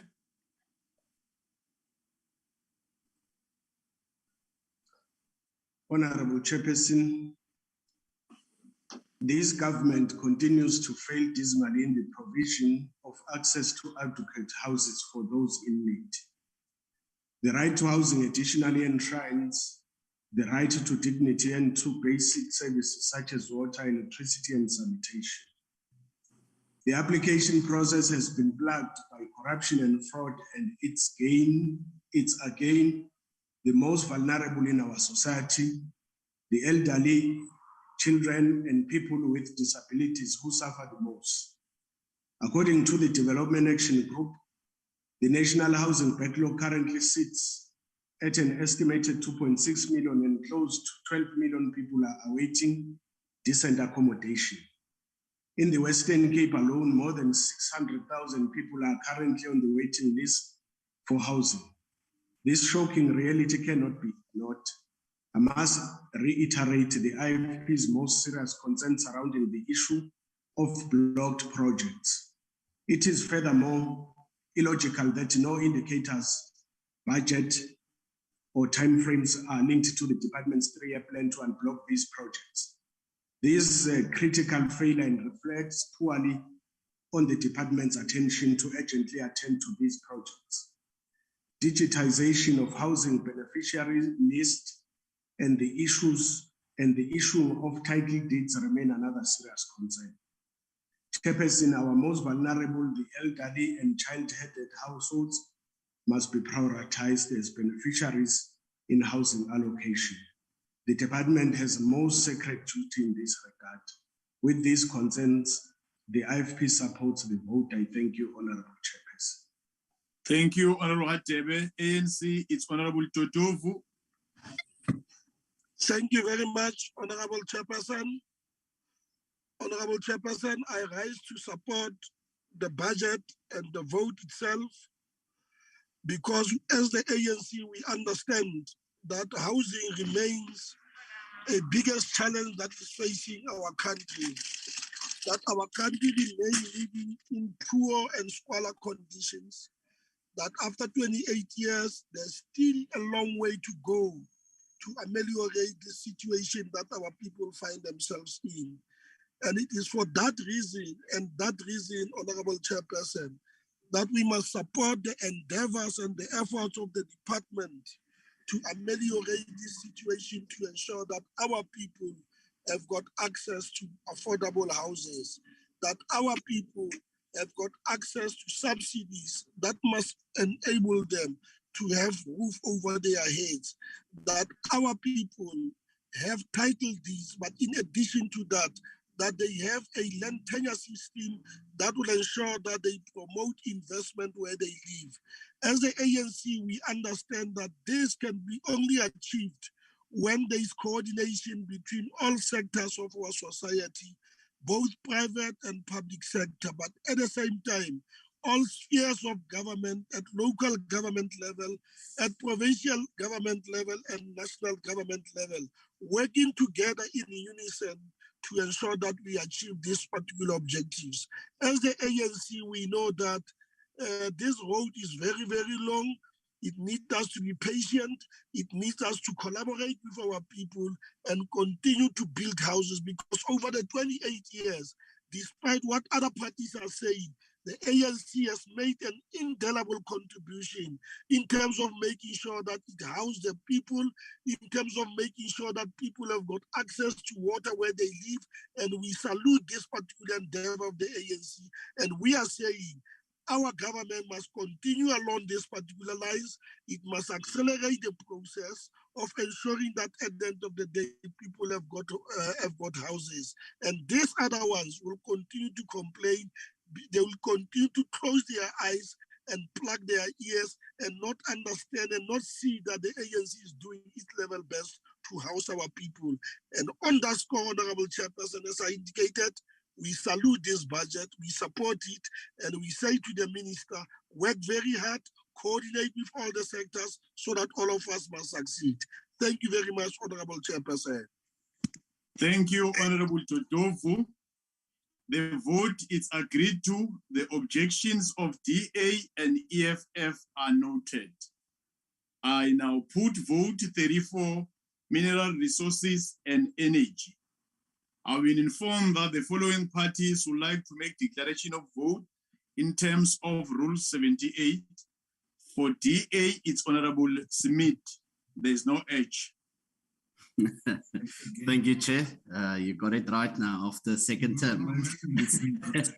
Honorable Chair, South Africa has the most amazing people who can joke even in the direst of situations. South Africans are extremely patient and accommodating. The potential of this nation is endless with the diversity of people who have different views and have this inherent creativity and innovation. However, we must acknowledge the frustration and irritation with the constant electricity blackouts that disrupt their lives, their work, their businesses, and even studies. We can only imagine how demoralized they must feel when they struggle to make ends meet or just survive. To be hit in the face with a petrol price now passing 25 Rand, looming towards 30 Rand per litre. Taxi fares are going up, food has become unaffordable and keep rising. All South Africans want is the ability to live a peaceful life, getting home where the lights are on, able to make some food that was affordable and in line with their income. Is that too much to ask from this government? The DA will place ordinary South Africans first and ensure affordable energy security as a baseline for economic growth and a job renaissance. 2024 is around the corner. The DA cannot support this oppressive budget. I thank you. Thank you, Honorable Smith. ANC, it's Honorable Bibi. Mama. Thank you very much, Baba. Honorable Chairperson, the African National Congress supports Budget Vote 34 of the Department of Resources and Energy. This budget vote will advance priority intervention of the economic reconstruction and recovery plan, including amongst other the restructured electricity sector and transitional regulatory arrangements required to make this possible. For instance, Honorable Chairperson, the Department of Mineral Resources and Energy and within the economic reconstruction and recovery plans priority intervention of support the electricity industry reforms to achieve energy security has entabled the Electricity Amendment Bill and the electricity pricing policy to establish dynamic and competitive electricity market in the country. These amendments will certainly provide greater certainty to market participants, thereby increasing investments in the generation capacity from the independent power producers, which is necessary to offset the growing energy demand, as well as allow municipalities to procure electricity directly from the independent power producers. Honorable Chairperson, the budget vote is geared towards ensuring that mining in a sunrise rather than sunset industry. To be franker, the department will improve the turnaround time of mining permits, rights, and licenses through the procurement of the new ICT infrastructure and system. More importantly, the fast tracking of the mining permits, rights, and licenses will accelerate radical transformation and mineral beneficiations in the mining industry so that the industry can be reflective of South Africa demographics. Furthermore, Chairperson, the turnaround time of mining permits, rights, and licensing will, of course, incentivize investors to invest in the exploration of the newly discovered mineral resources considered critically in the transition towards the green economy, and this in turn will create more jobs opportunities in many communities in the former Bantuism provinces like Northwest, Mpumalanga, and Limpopo. Furthermore, as you Chairperson, conclude. Yes, ma'am. As I conclude, Chairperson, the Select Committee will continue monitoring the work of the department to ensure that the policy priorities of the ANC-led government are realized, Chairperson. I thank you. Thank you, Mama. I've been informed that the DA wishes to call for a division. Is the division supported by 4 delegates? Honorable Labuskaghni. Yakulon, Chair. 2, Smith. 3. Also, Division have been called. I will now allow a 15-second window to delegates who are outside the virtual platform to join the House.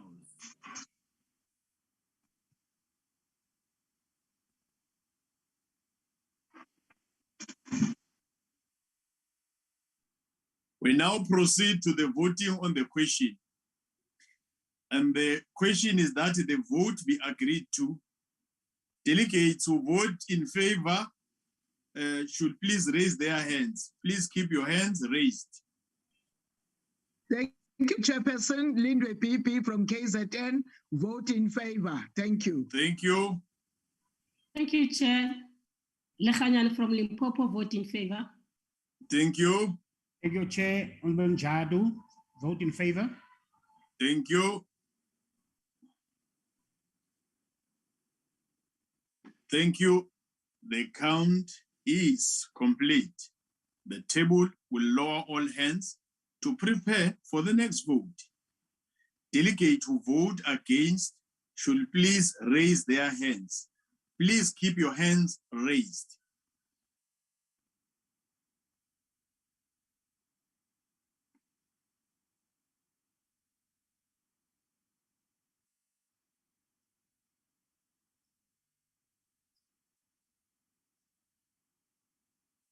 The count is completed. The table will lower all hands to prepare for the next vote. Delegates who abstain should please raise their hands. Honorable Chair, it's Honorable Tele from KZN. I don't know if my vote was counted for 4. No, now we're dealing with abstention. Honorable members, be very alert, all of you. I am alert, Chair. I have no problem. Thank you. The vote is now closed. The table will submit the results.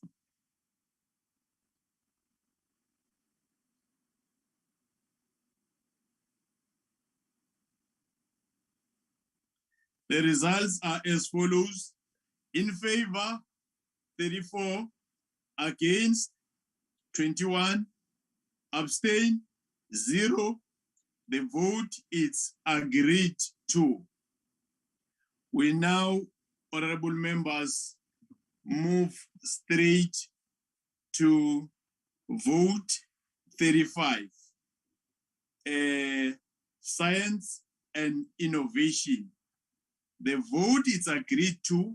The objection of DA and EFF are noted. Honorable members, I now put vote 36, small business development. I have been informed that the following parties would like to make declaration of vote in terms of Rule 78.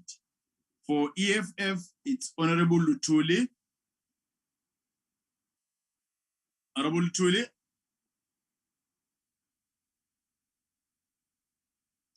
Three, 2, 1. We reject with no declaration, Chair.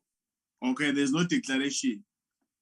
ANC, no declaration. The vote is agreed to. The objection of DA, EFF, and FF Plus are noted. I now put vote 37, sports, arts, and culture. I've been informed that the following parties would like to make declaration of vote in terms of Rule 78. EFF, it's Honorable Lohihi. Honorable Lohihi. Chairperson, it's Honorable Lutsuli. I'll take it. With my permission, you can take it. Thank you so much. Lutsuli. Thank you, Chairperson. Chairperson, the Economic Freedom Fighters rejects the budget for sports, arts, and culture. We reject the budget of the department which failed to protect its artists during the COVID-19 period and its restriction, even when it promised them some assistance.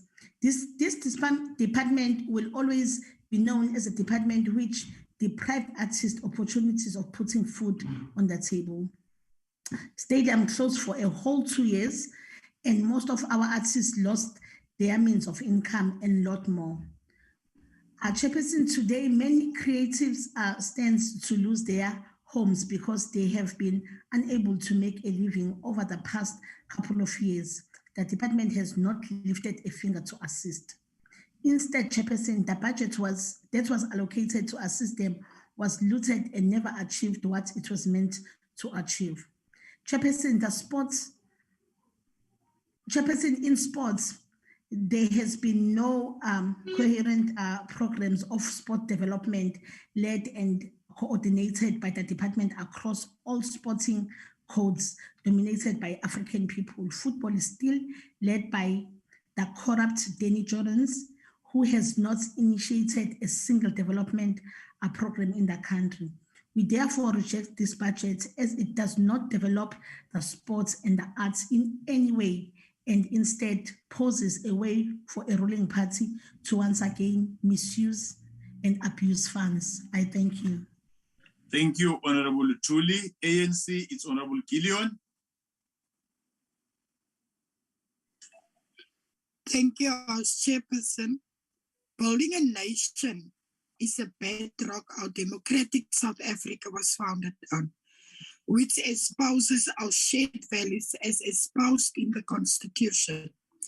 The department has an important role to play in ensuring that the identities of all South Africans are recognized and embraced as part of the diversity that defines a vision of a national democratic South Africa.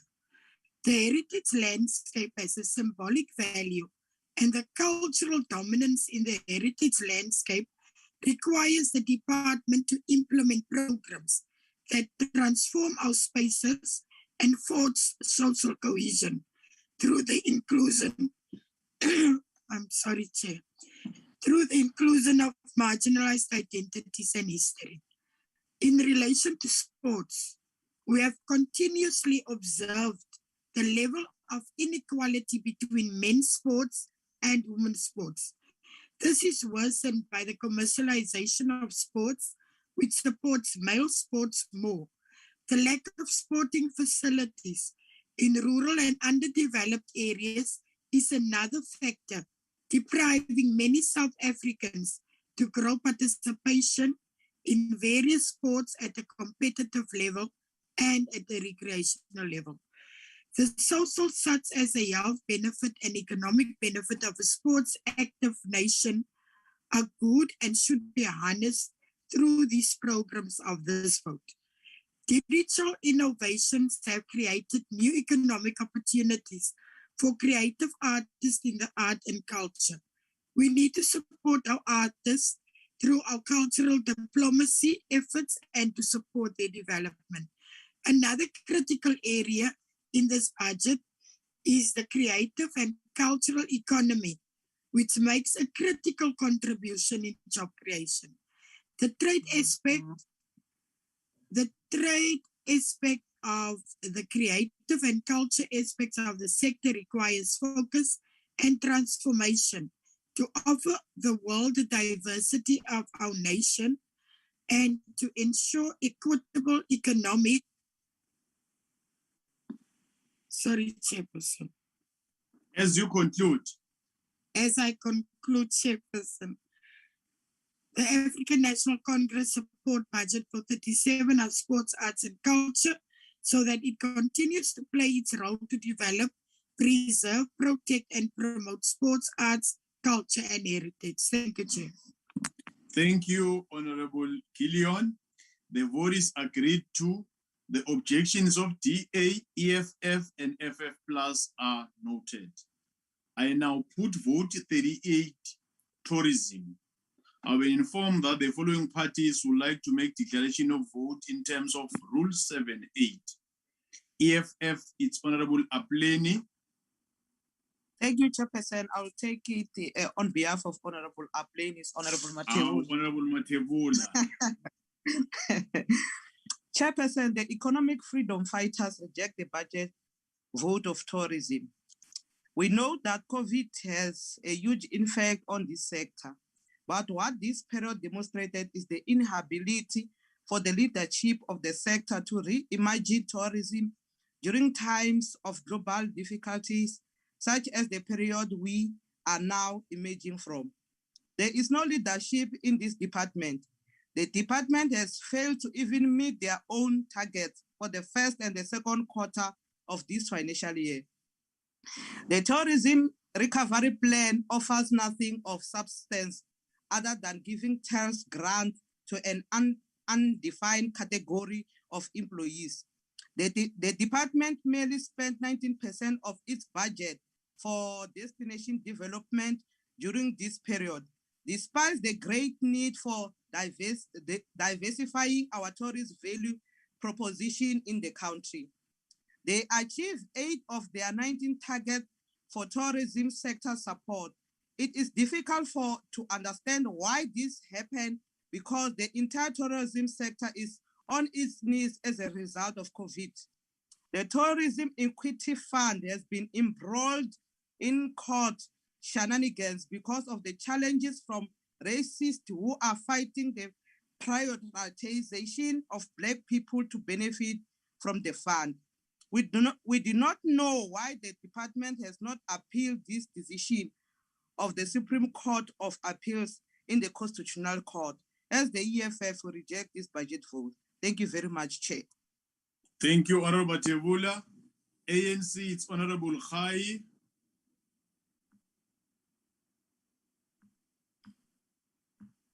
Thank you very much, Honorable Chair. Over the last 2 years, we have all witnessed and watched the tourism sector bear the brunt of COVID-19. The 2021 July unrest and the recent floods in KZN, Eastern Cape, and Northwest have set our country back by a mile. While these events might have proved how susceptible the tourism sector is to natural disaster and pandemics, they have also shown us that tourism remains one of the most resilient sectors of our economy. South Africans love to travel, and people of the world are amazed at what our country offers. The sector is showing signs of recovery, and this is evidenced by increase in income in almost all categories of accommodation, food and beverages, as well as transport. The tourism sector recovery plan has provided firm basis for this recovery, and we believe that the budget allocation of 7.6 billion rand in the medium term will enhance the work of the department and its entity towards a sustainable and more inclusive tourism sector for a better life for all and the betterment of the lives of many women, young people, and persons with disabilities who look to this sector for their economic emancipation. Honorable members, unemployment in our country has reached crisis levels.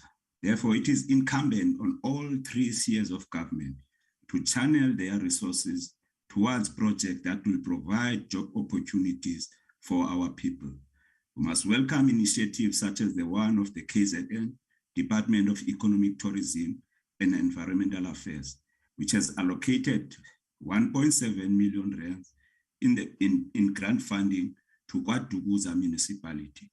The municipality was the first runner-up to the KZN EDT 2021-2022 Natural Resource Management Municipality Competition for Mavivane Transformative Refinery Management Program.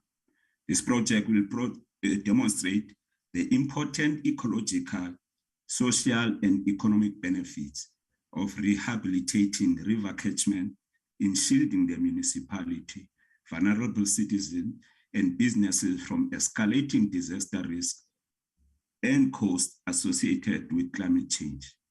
We are encouraged that through this project, new ways to mitigate climate change. As you conclude. New ways to mitigate change disasters will be discovered, while in the process, more than 300 people gain employment. For this reason and more, we support the budget for 38 tourism. Thank you very much. Thank you, Honorable Khai. The vote is agreed to. The objections of DA, EFF, and FF Plus are noted. I now put vote 39, Trade, Industry, and Competition. I've been informed that the following parties would like to make declaration of votes in terms of Rule 7.8. EFF, it's Honorable Plenary.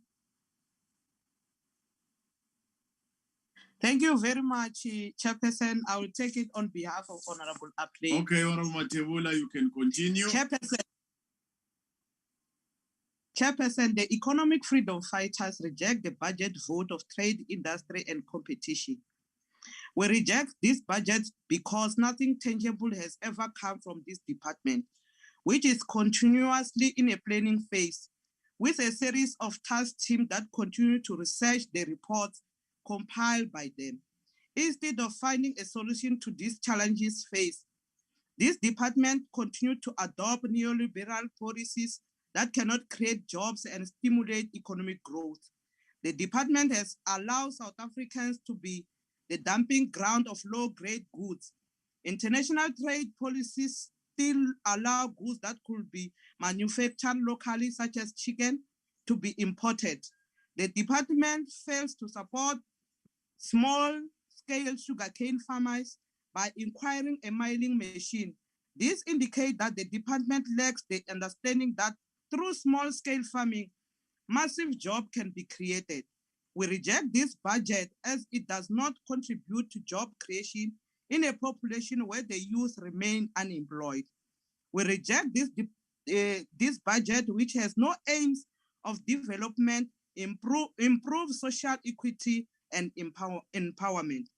It must be put on record that as long as the government does not own means of production, such as land and minerals, and nationalize the banks to be able to finance projects for the general masses of our people, the economy of this country will remain in the hands of the white people and it will not grow. The EFF reject this budget vote. Thank you, Chair. Thank you. ANC, it's Honorable Dango, Ambassador.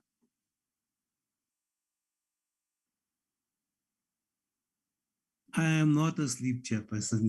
It's my guest. Yeah, I can see.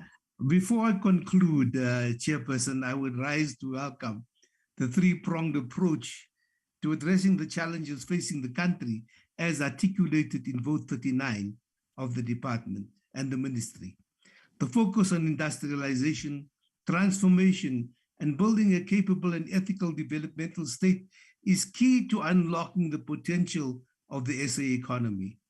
The approach of integrating the work of all three spheres of government through the district development model strengthens the capability of government to achieve its strategic objectives.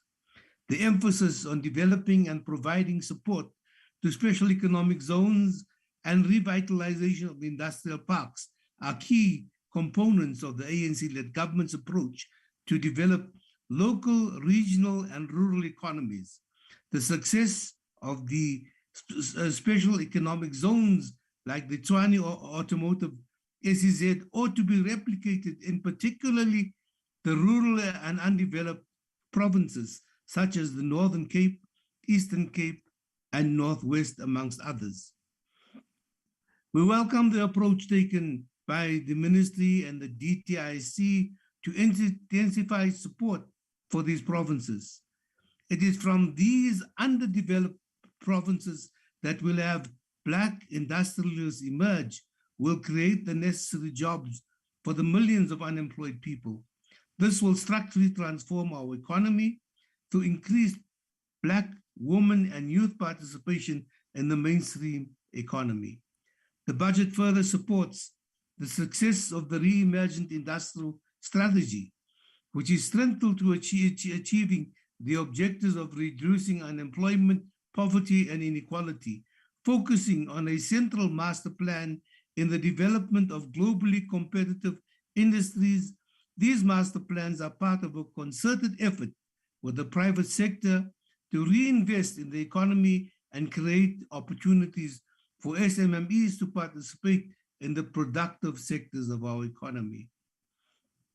Some opposition parties in parliament are rejecting this bill.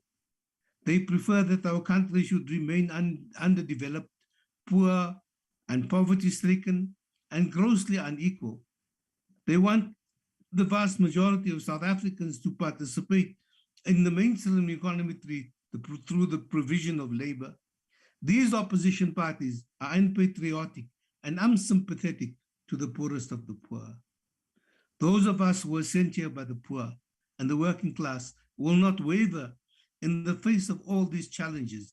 We will continue to struggle towards the transformation of our society for the benefit of all. And in conclusion, I want to now thank you, Honorable Chairperson. Thank you, Honorable Tango. Thank you, Honorable Ambassador. The vote is agreed to. The objection of DA, EFF, and FF Plus are noted. I now put vote for to transport. I've been informed that the following parties would like to make declaration of vote in terms of Rule 7.8. EFF, it's Honorable Aplin. Or it's Honorable Matebula again. Honorable Aplin? No, thanks, Chair. We don't have a declaration on this one. Oh, there's no declaration. ANC, no declaration. DA, no declaration. The vote is agreed to. The objection of DA, IFP, EFF, FF Plus are noted. Honorable members, I now put vote 41, water and sanitation. I've been informed that the following parties would like to make declaration of vote in terms of Rule 7.8. DA, it's Honorable Faisal. Honorable Faisal. Thank you, Honorable Chair. Water is life. This isn't a slogan reserved for environmentalists. It's a basic requirement to sustain all life and a needed commodity in a developmental state. Without water, mankind and plant kind will quickly become extinct. We cannot undo the damage already done by bad governance caused by unaccountable leaders prioritizing cadre appointments in key positions and allowing fraud and corruption to become endemic in every aspect of Department of Water and Sanitation's management and administration, leaving many communities still without water and without sanitation.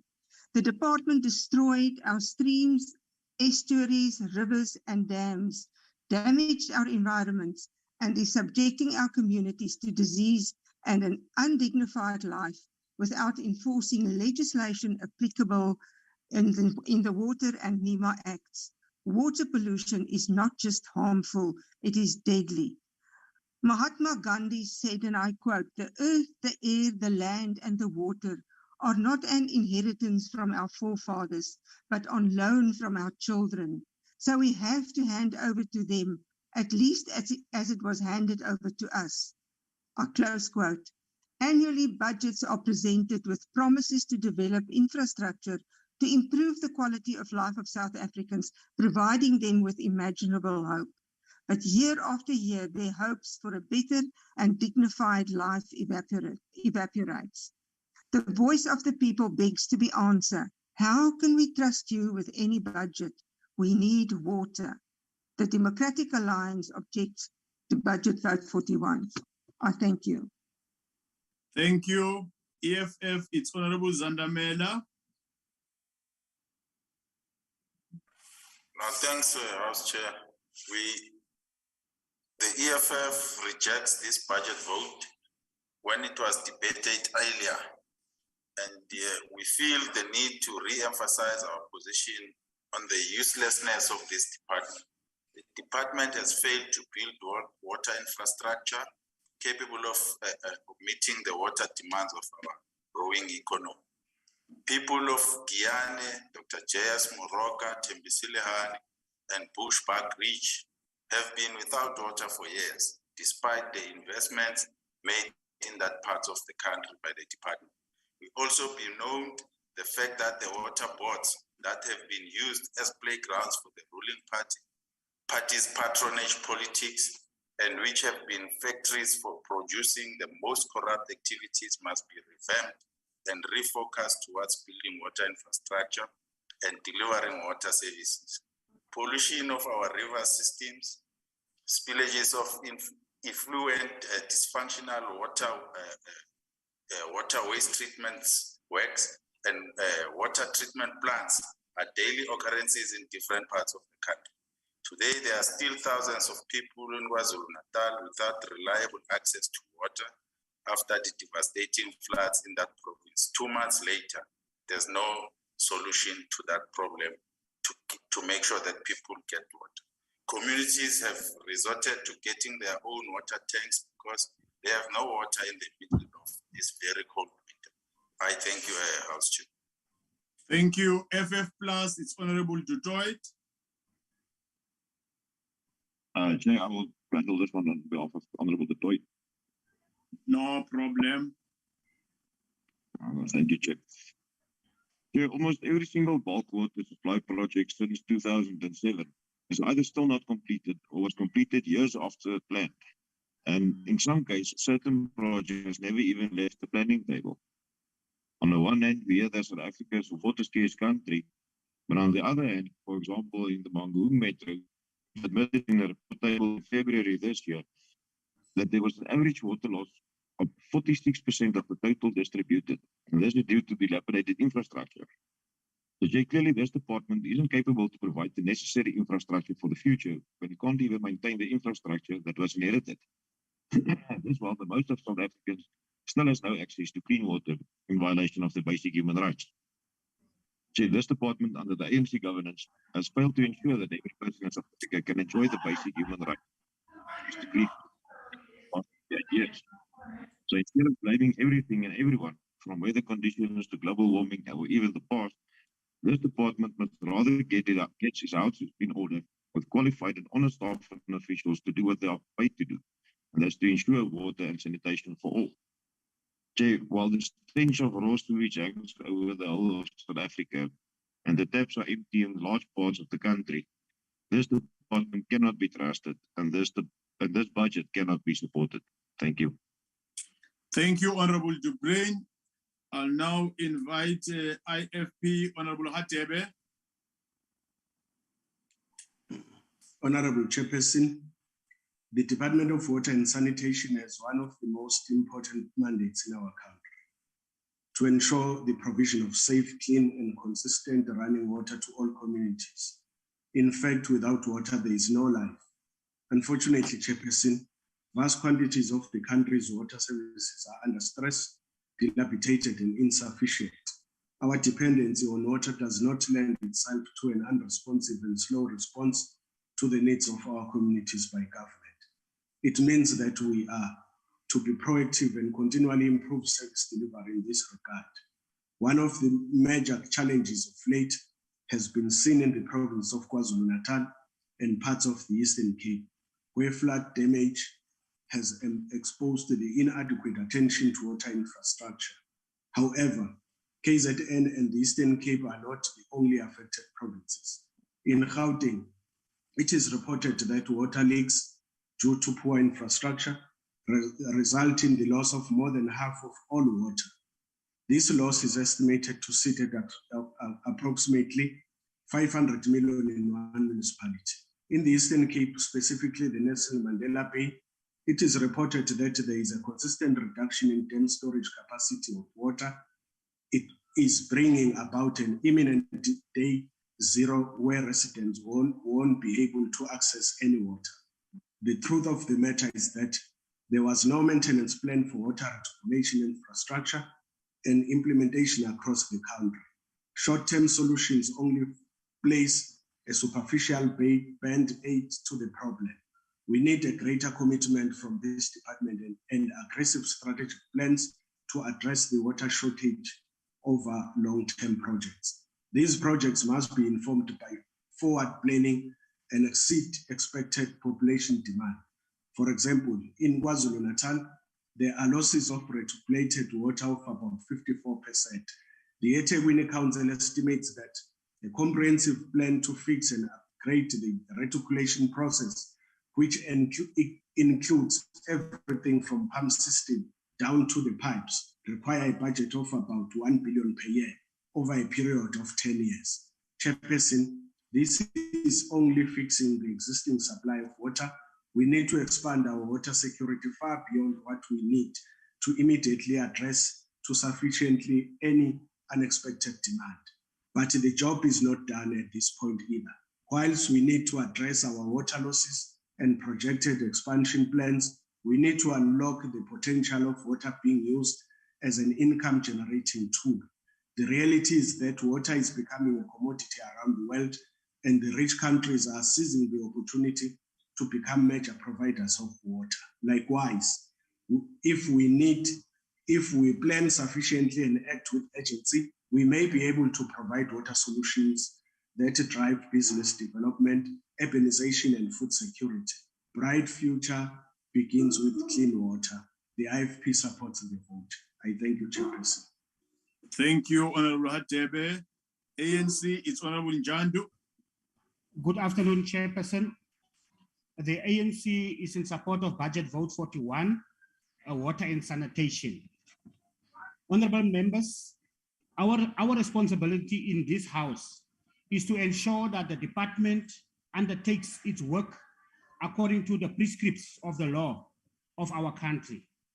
Ours is to ensure that department realizes the rights to sufficient water and adequate sanitation by our people. We stand here today to commend Minister Mkhunu for decisively intervening in Nelson Mandela Metropolitan Municipality, where the residents of the municipality are facing a possible day zero. Our country is water scarce. Therefore, we must encourage our people and businesses to take every reasonable step to conserve and use water economically. We welcome the initiative by some local municipalities to decisively diversify their water sources to include groundwater. The department has announced in the budget vote that it will develop a regulation to guide municipalities in extraction of groundwater and management of groundwater use. Honorable members, we further acknowledge the policy intervention of the department to increase the storage capacity of our dams by raising dam walls in various parts of the country. This initiative will not only result in water availability to communities, but also has the potential to stimulate economic growth through increased agricultural activity leading to job creation. The department has acknowledged that there are challenges in the various water service authorities, which are the coal face of providing quality drinking water and adequate sanitation infrastructure. The department has committed to giving the necessary support to water services authorities through various interventions, such as technical support and expanding its scope to support reticulation projects. Lastly, Chairperson, the commitment by the department to ensure compliance with the Blue and Green Drop program will go a long way to ensuring access to clean water and adequate sanitation. As the ANC, we declare our support for the Budget Vote 41. Thank you very much, Chair. Thank you, Honorable Njandu. I've further been informed that the DA wishes to call for a division. Is the division supported by 4 delegates? Yakulon, Chairperson. 2. I still have 2 supporting. Let me have the others. Did you get Yaku, Chairperson? It's many of us, Lady Nana. Division, thank you. Division have been called. I will now allow the 15-second window to delegates who are outside the virtual platform to join the House.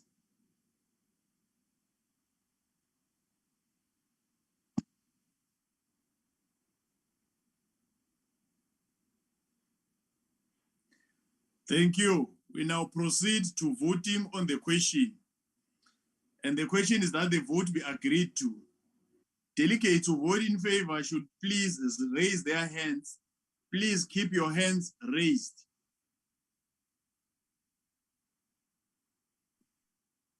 Honorable Chair, Lekganyane from Limpopo, vote in favor. Thank you. Thank you, Honorable Lekganyane. Chairperson, Lindwe Bibi from KZN, vote in favor. Thank you, Mama.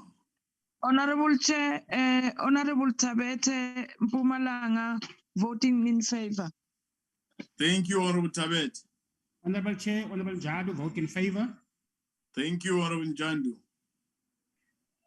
The count is completed. Table will lower all the hands to prepare for the next vote. Delegates who vote against should please raise their hands. Please keep your hands raised.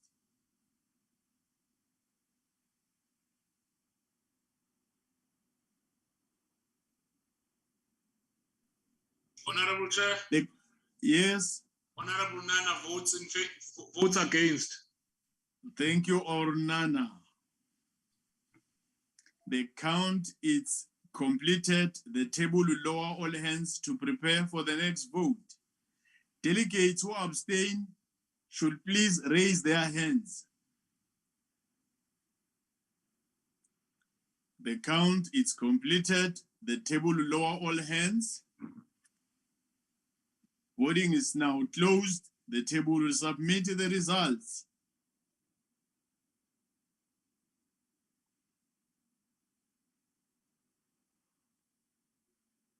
The results are as follows. In favor, 33, against 20, abstain 0. The vote is agreed to. Honorable delegates, I now put the schedule. Are there any objection? The objection of DA, EFF, FF plus are noted. The schedule is agreed to. Honorable delegates, we'll now proceed to the 6th order. Consideration of the Appropriation Bill, B7, 2022, National Assembly, Section 77, and Report of Select Committee on Appropriation.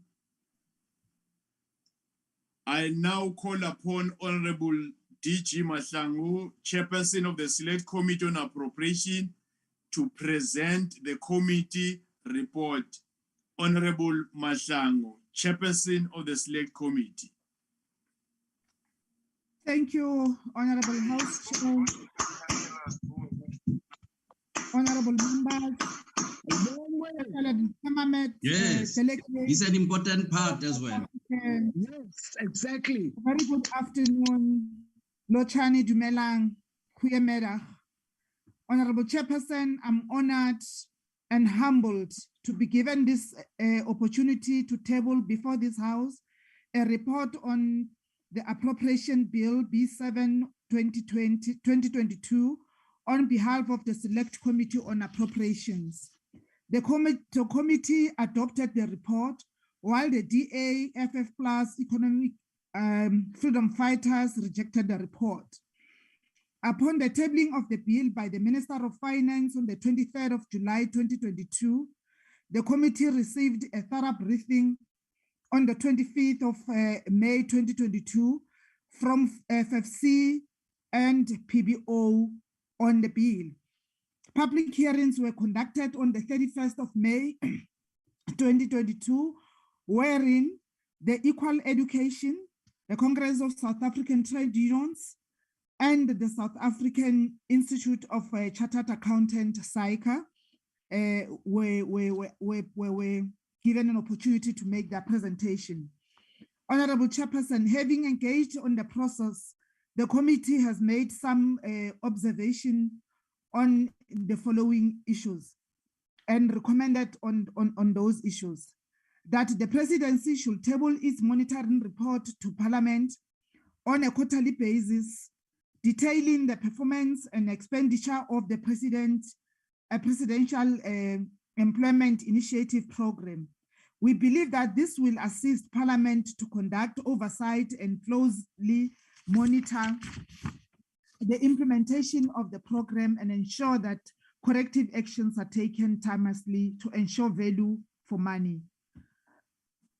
Honorable Chairperson, the Cabinet, together with the National Treasury and provincial treasuries, should put the process in place through appropriate intergovernmental relations channels to resolve the issue of national and provincial departments that owe municipalities, notwithstanding the fact that accounting officers are responsible for cash management and following treasury regulations to pay creditors within 30 days.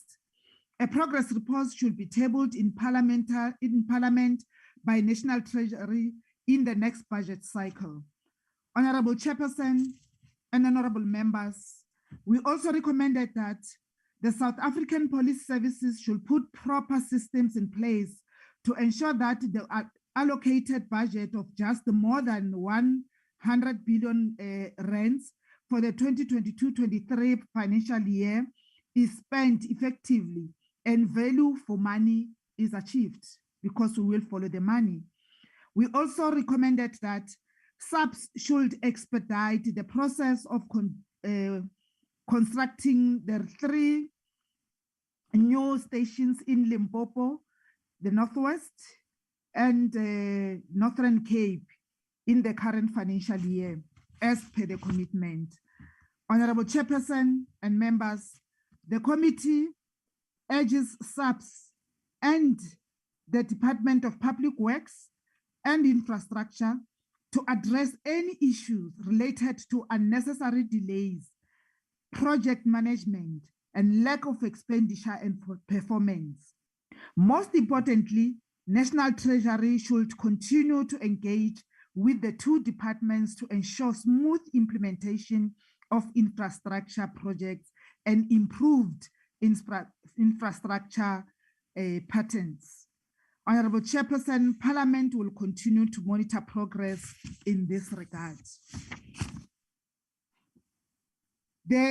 We also recommended that the transferring officers of the Department of Human Settlement and Corporate Governance should expedite the process of requesting funding from the Provincial and Municipal Housing Emergency Grant and the Provincial and Municipal Disaster Response Grants, respectively, to be released by National Treasury to deal with the effect of the floods in KwaZulu-Natal and the Eastern Cape, as we have heard the reports in the previous week. We also have made a recommendation regarding our observation that the National Treasury should assist in expediting the process to ensure that the 1 billion rands available through these grants is released to assist the affected communities. Parliament and the KwaZulu-Natal and the Eastern Cape provincial legislatures should continue to monitor progress in this regard. Honorable Chairperson, the Competition Commission should expedite its research work related to uncompetitive behavior among the producers of agricultural inputs. We believe that this exercise could assist government in bringing stability to the prices of fertilizers and fuel.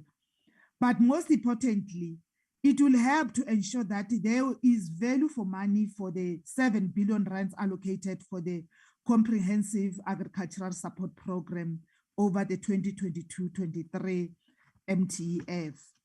Honorable Chairperson, the committee has also recommended that is of the view that maladministration, dysfunctionality, and failure to spend allocated funds effectively should not be allowed to continue at the National Student Financial Aid Scheme, NSFAS, and the National Treasury and the Department of Higher Education and Training. They should be able to monitor the situation closely and intervene where necessary to ensure that students from the poor working class are not disadvantaged by administrative inefficiencies.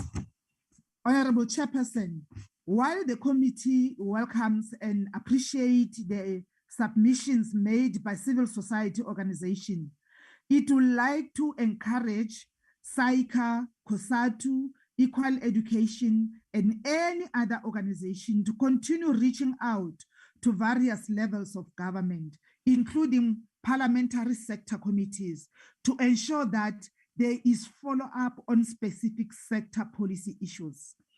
Honorable Chair and honorable members, fellow South Africans, the Department of Basic Education should ensure that proper financial management system and plans are put in place for the 8.5 billion rands earmarked for the National School Nutrition Program to ensure efficient spending.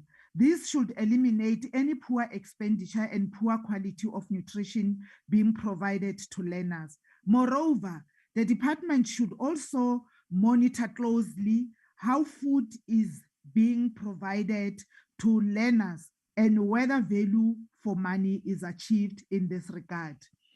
The Department of Health and the Mpumalanga Provincial Health Departments should expedite the investigation into the complaints that patients at Kwamhlanga Hospital are required to collect medicines from a pharmacy right next to the mortuary. Once the investigation is completed, the report should be shared with the committee. Parliament and the Mpumalanga Provincial Legislature should continue to monitor the progress made in this regard. Honorable Chairperson, whilst welcoming again the 2.7 billion rands earmarked for the Department of Communications and Digital Technologies, the committee believes that this allocation is inadequate, given that connectivity in rural areas remains a big problem, affecting schools and other important public institutions, including the functioning of rural businesses and communities, and that will include our food source. Honorable Chairperson, we also as you conclude, recommended that the Department of Corporate Governance should ensure that proper financial management system are put in place for the 111.6 billion rands earmarked for these votes. The department should ensure that the challenges facing municipalities, particularly those in financial distress, are addressed. The department should further ensure that the issues around national and provincial government departments or municipalities are addressed through the relevant channels, as well as the issue of municipalities owing ESCOM. Parliament will continue to monitor and raise questions on this matter if it remains unresolved. On my concluding remarks, Chairperson, please allow me to thank all committee members, irrespective of party affiliate, provincial committee members, committee stakeholders, media and general public, as well as committee support staff for the commitment they have shown. The committee recommends to the House that the bill be adopted without amendments. I thank you very much. Thank you, Honorable Chair. Thank you, Honorable DG Mahlangu. Thank you, Honorable Mahlangu. I now put the question. The question is that the bill be agreed to. Before we proceed to voting, I shall allow political parties the opportunity to make their declaration of vote in terms of Rule 7.8 if they so wish. Will now allow 15 seconds to delegates who are outside the virtual platform to join the House. We've got political parties for the 3 minutes. We've got Honorable Ryder for the DA. Honorable Ryder will be followed by Honorable Dutoit. Honorable Ryder, strictly 3 minutes. Thank you, House Chair. We once again are asked to approve a budget that has been set by the same poverty cabinet who have brought us to this point. A point where South Africa has record unemployment, rampant crime, poor education outcomes, failing local government, inadequate electrical supply, overcrowded prisons, an ill-equipped defense force, a demoralized and failed police service, a health system comprising burnt down hospitals and overworked staff. I can go on to each department. Every measure that this government is responsible for shows inadequacy and failure. Fellow members, we have all agreed in our various committees over the last few months and in our debates over the past few weeks that key projects need additional funding. Yet, here is this executive budget giving us more of the same.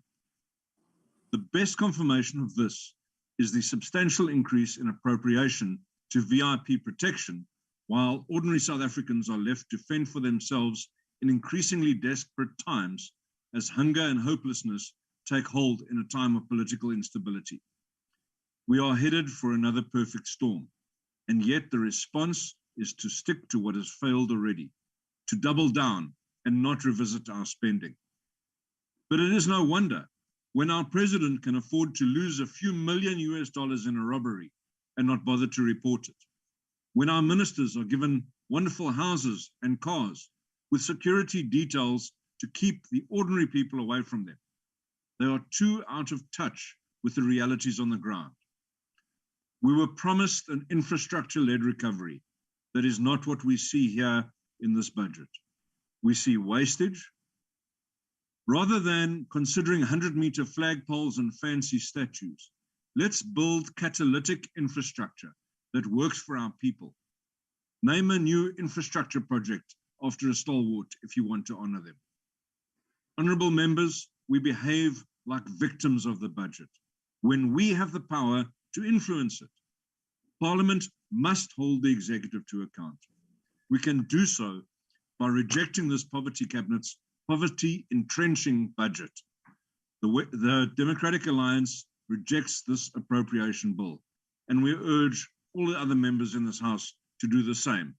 And if you will not, Woza 2024. Thank you. Thank you, Honorable Detroit. Ryder.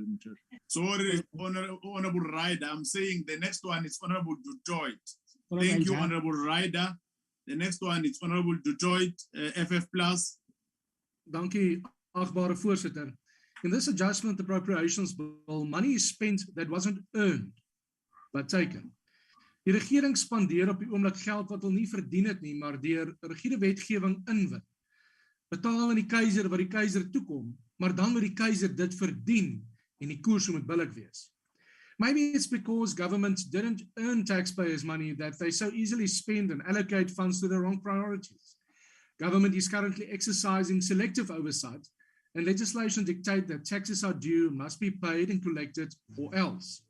Legislation also dictates that no corruption, maladministration, and that no fraudulent supply chain procedures can take place. Is that what's really happening? Reports upon reports is received and debated on wasted funds, stolen money, misappropriated funds, and irregular, fruitless, and wasteful expenditure, and then the investigations and redeployment starts. Chair, in the meantime, the humid air in KZN is filled with clouds of smoke and anarchy. Millions are looted, lost, and trampled. Reports confirm that politics is behind the turmoil, and again, it's the taxpayers' money that must pay for this ANC's power play.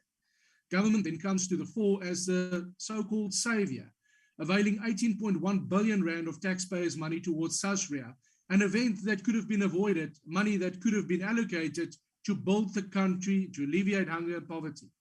Money spent on COVID vaccines, vaccination programs, and COVID employment initiatives is concerning.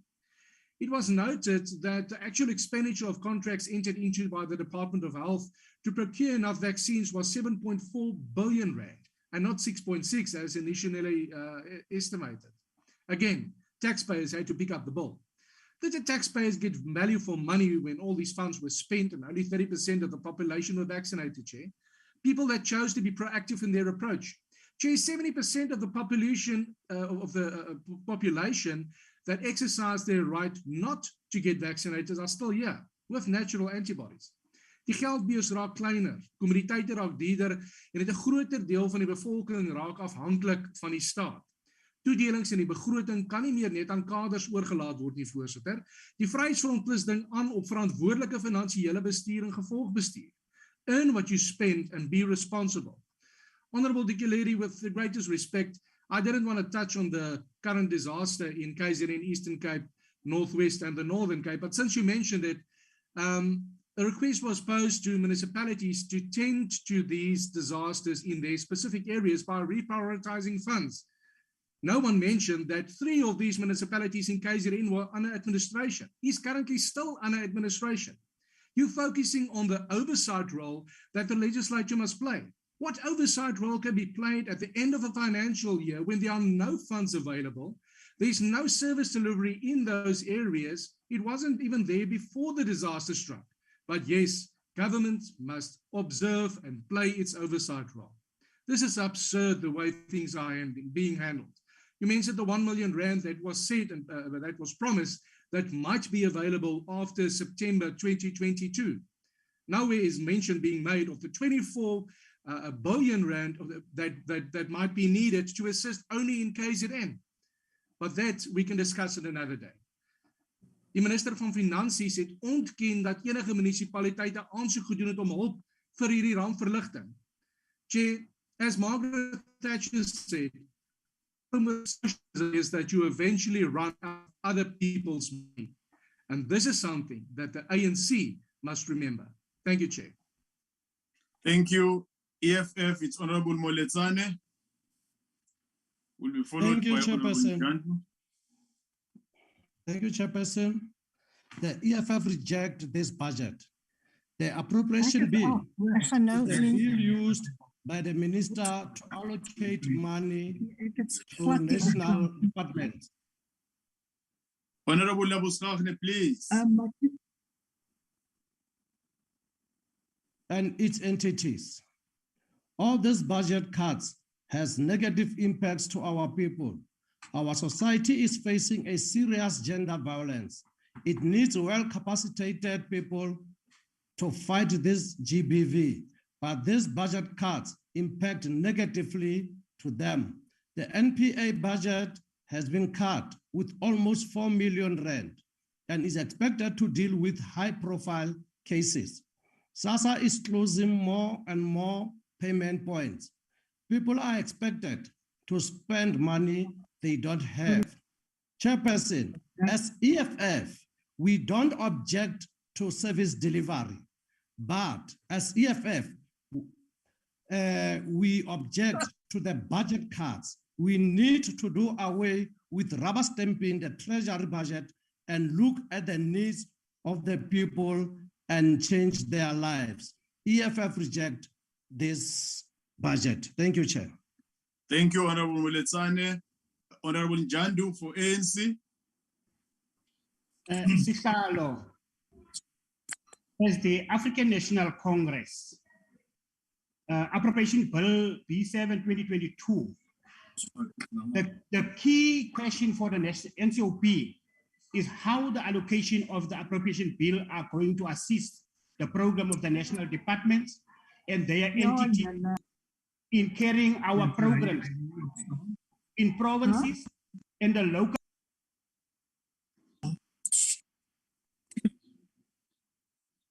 You are muted. Honorable Jandu, you've muted yourself. Unmute. There's someone disturbing. Unmute. Okay, Isihlalo, as the African National Congress, Appropriation Bill B7 2022, the key question for the NCOP is how the allocation of the appropriation bill are going to assist the programs of the national departments and their entities in carrying out programs in provinces and the local sphere of government to achieve economic and social recovery, jobs, and relieve poverty. The appropriation bill provides immediate support for the response to the COVID-19 pandemic, job creation and social protection. Allocation are aimed at the funding economic relief measures to the most vulnerable, while also supporting programs that are contribute to the South Africa's economic recovery. These are facts. The appropriation supports work on challenges of unemployment, inequality, poverty through three pillars, namely achieving a more capable state, driving a strong and inclusive economy, and building and strengthening the capabilities of South Africans. The appropriation bill also finances the strategic framework, its programs, all of which we have oversight as the National Council of Provinces. The fundamental problem with opposition declarations is that they pick up on the latest topical issue, throw it into a declaration and think that it makes sense, when the objective of the declaration on the appropriation bill is to speak to the mandate of the bill and whether what has been appropriated has in fact met the mandate. For the NCOP, the bill allocates resources across the national sphere of government, 71% of these allocations going to transfers and subsidies. These are transfers to provinces, municipalities, public cooperatives, and other non-profit making entities. So when the opposition say we reject the appropriation bill, what they are saying is that provinces should not receive the necessary funding. The challenges of implementation is the responsibility of our oversight, which we have to make sure happens, not blame the appropriation bill. In reality, the appropriation bill is the lifeblood of ensuring our people receive the services, support, and provide the financial for comprehensive social protection. The stability of our provinces is tied up with the appropriation bill, which covers all conditional grants. Starting up, the ANC supports the appropriation bill, Bill 7, 2022. Thank you very much. Thank you. We now allow the members. We now allow the 15 seconds to delegates who are outside the virtual platform to join the House.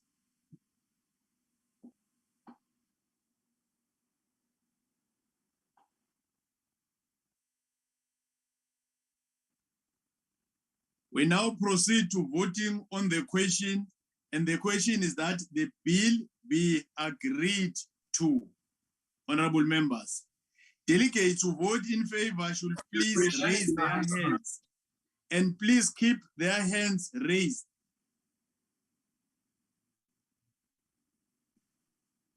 Chairperson, Linda vote in favor. Thank you. Thank you. Honorable Jadu, vote in favor. Thank you. I say Lekhanyan from Limpopo, vote in favor. Thank you, Honorable Lekhanyan. Honorable Tabete from Pumalanga, I vote in favor. Thank you, Honorable Tabete. Thank you. The count is complete. The table will lower all hands to prepare for the next vote. Delegates who vote against should please raise their hands, and please keep your hands raised.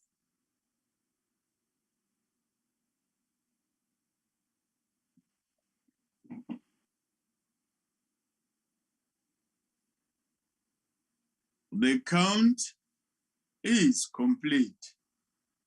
The table will lower all the hands to prepare for the Chairperson. next.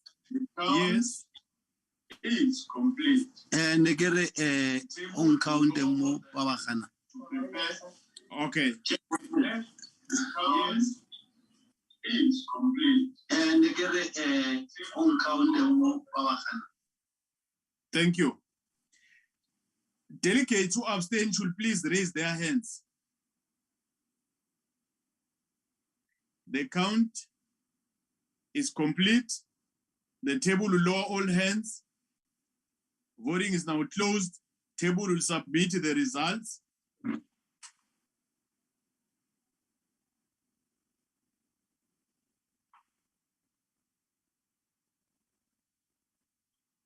The results are as follows.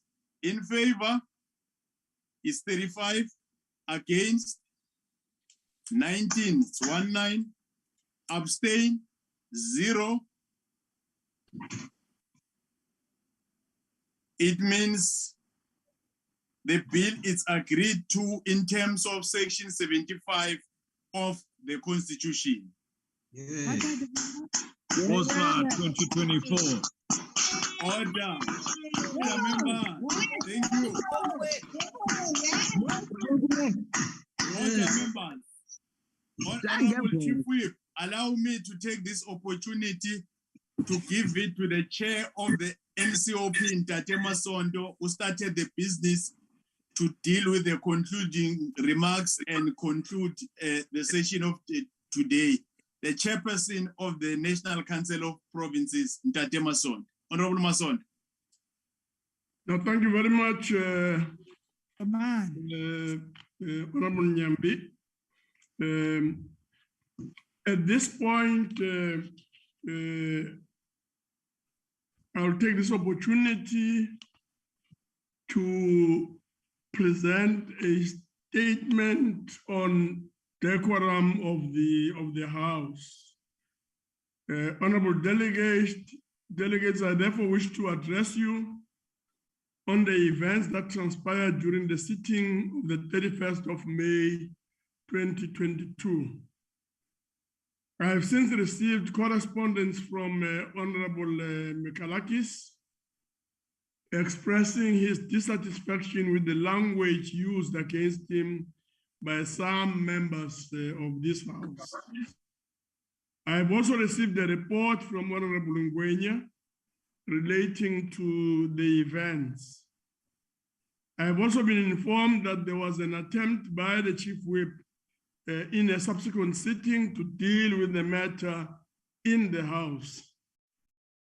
Despite the efforts by the Chief Whip, Honorable Mikalakis apparently remained aggrieved. I've also read the transcript of the proceedings for that day. Having read the transcript of the proceedings for that day, Deputy Minister of Human Settlement, Pem Chwete, is on record apologizing. This was confirmed by Honorable Ngwenya, who was presiding on that day. Nothing more, therefore, needs to be said insofar as the Deputy Minister is concerned. Honorable Mikalakis' main complaint is that the statement directed to him was discriminatory. However, Ngwenya, on the other hand, is of the view that the conduct of some delegates undermined the authority of the presiding officer and portrayed her as lacking capacity as a presiding officer. The allegation which Honorable Mikalakis repeats in his complaint. I do not think that any useful purpose would be served by attempting to pit the statements against each other. I shall, however, deal with some of the utterances in the course of this statement. Although delegates enjoy the privilege of freedom of speech in the House and in its committees, this privilege, as we all know, is, however, not absolute. In terms of Section 71 1A of the Constitution, freedom of speech may be exercised subject to the limitations imposed by the rules. As such, the privilege is subject to, amongst others, the following rules. Rule 611A, which prohibits delegates from using offensive or unbecoming language in the council. Rule 50, which compels delegates to give precedence to the officer presiding during the proceedings. Rule 51, which authorizes the officer presiding to order a delegate addressing the chair to stop speaking if the delegate, despite warning from the chair, persists in irrelevant or repetitive arguments. Rule 69, which set out in detail the procedure to be followed in raising points of order. Rule 69.7, which prohibits delegates from raising points of order in response to a ruling given by a presiding officer. Rule 69.12, in terms of which the presiding officer's ruling on a point of order is final and binding and may not be challenged or questioned in the House. Rule 69.13, which authorizes the delegate who is aggrieved by the presiding officer's ruling on a point of order to request that the principle or subject matter of the ruling be referred to the Rules Committee. And Rule 69.14, which authorizes the Rules Committee to deal with the referral as it deems fit, provided that it confines itself to the principle underlying or subject matter of the ruling concerned, but may not in any manner consider the specific ruling which is final and binding. On the ruling, therefore, we have on several occasions ruled in this House that delegates are entitled to the privilege of freedom of speech in the Council and its committees in accordance with Rule 45 of the Council rules. Freedom of speech is one of the privileges accorded to members of Parliament the world over, to allow members to freely express their views and represent their constituencies without any external interference. It occurs to both individual and a collective body of members. On a number of occasions, since the inception of the Sixth Council, presiding officers have ruled that no delegate may verbally abuse another delegate or cast personal aspersions or reflect the integrity of another delegate, except by way of a substantive motion. If such allegations, whether made directly or indirectly, were to be generally allowed in debate in the House, they would not only seriously undermine delegates in the performance of their duties, but also impede the effectiveness of this House to function as the Constitution intends it to. This approach is in keeping with the practice in other parliamentary jurisdictions. I therefore wish to appeal to delegates not to abuse their freedom of speech and to refrain from making remarks which are offensive and clearly unparliamentary in terms of the rules. Such remarks are neither worthy of the dignity of the House nor conducive to orderly and effective debate. In keeping with the decorum of the House, delegates are required to afford each other mutual respect by referring to and addressing one another in a respectful manner.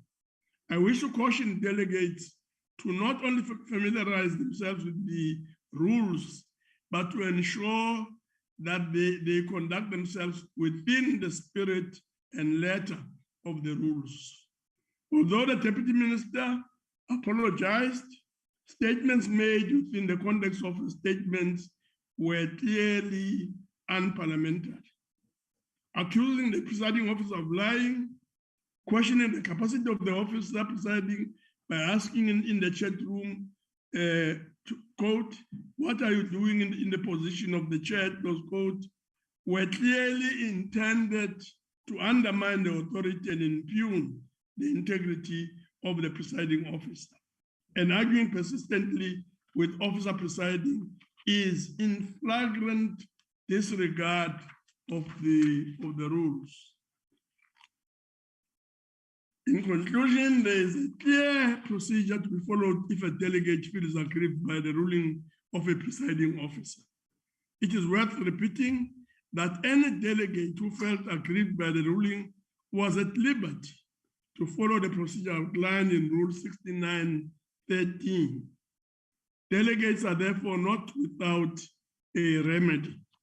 I therefore call upon all delegates to cooperate with the presiding officers to uphold the decorum of the House at all times, irrespective of the circumstances, and to conduct themselves within the constraints of the Constitution and the rules. So in terms of this statement, we hope that today we shall have provided some guidance, and that indeed all of us collectively will seek at all times to protect and maintain the decorum of the House. On that note, I thank you very much. Looking forward to us cooperating and working together as we move into the future. Having done so, honorable members, that concludes the business of the House. And I wish to thank all permanent and special delegates for availing themselves to be part of this sitting. Thank you very much. Thank you, Honorable Chair. Thank you.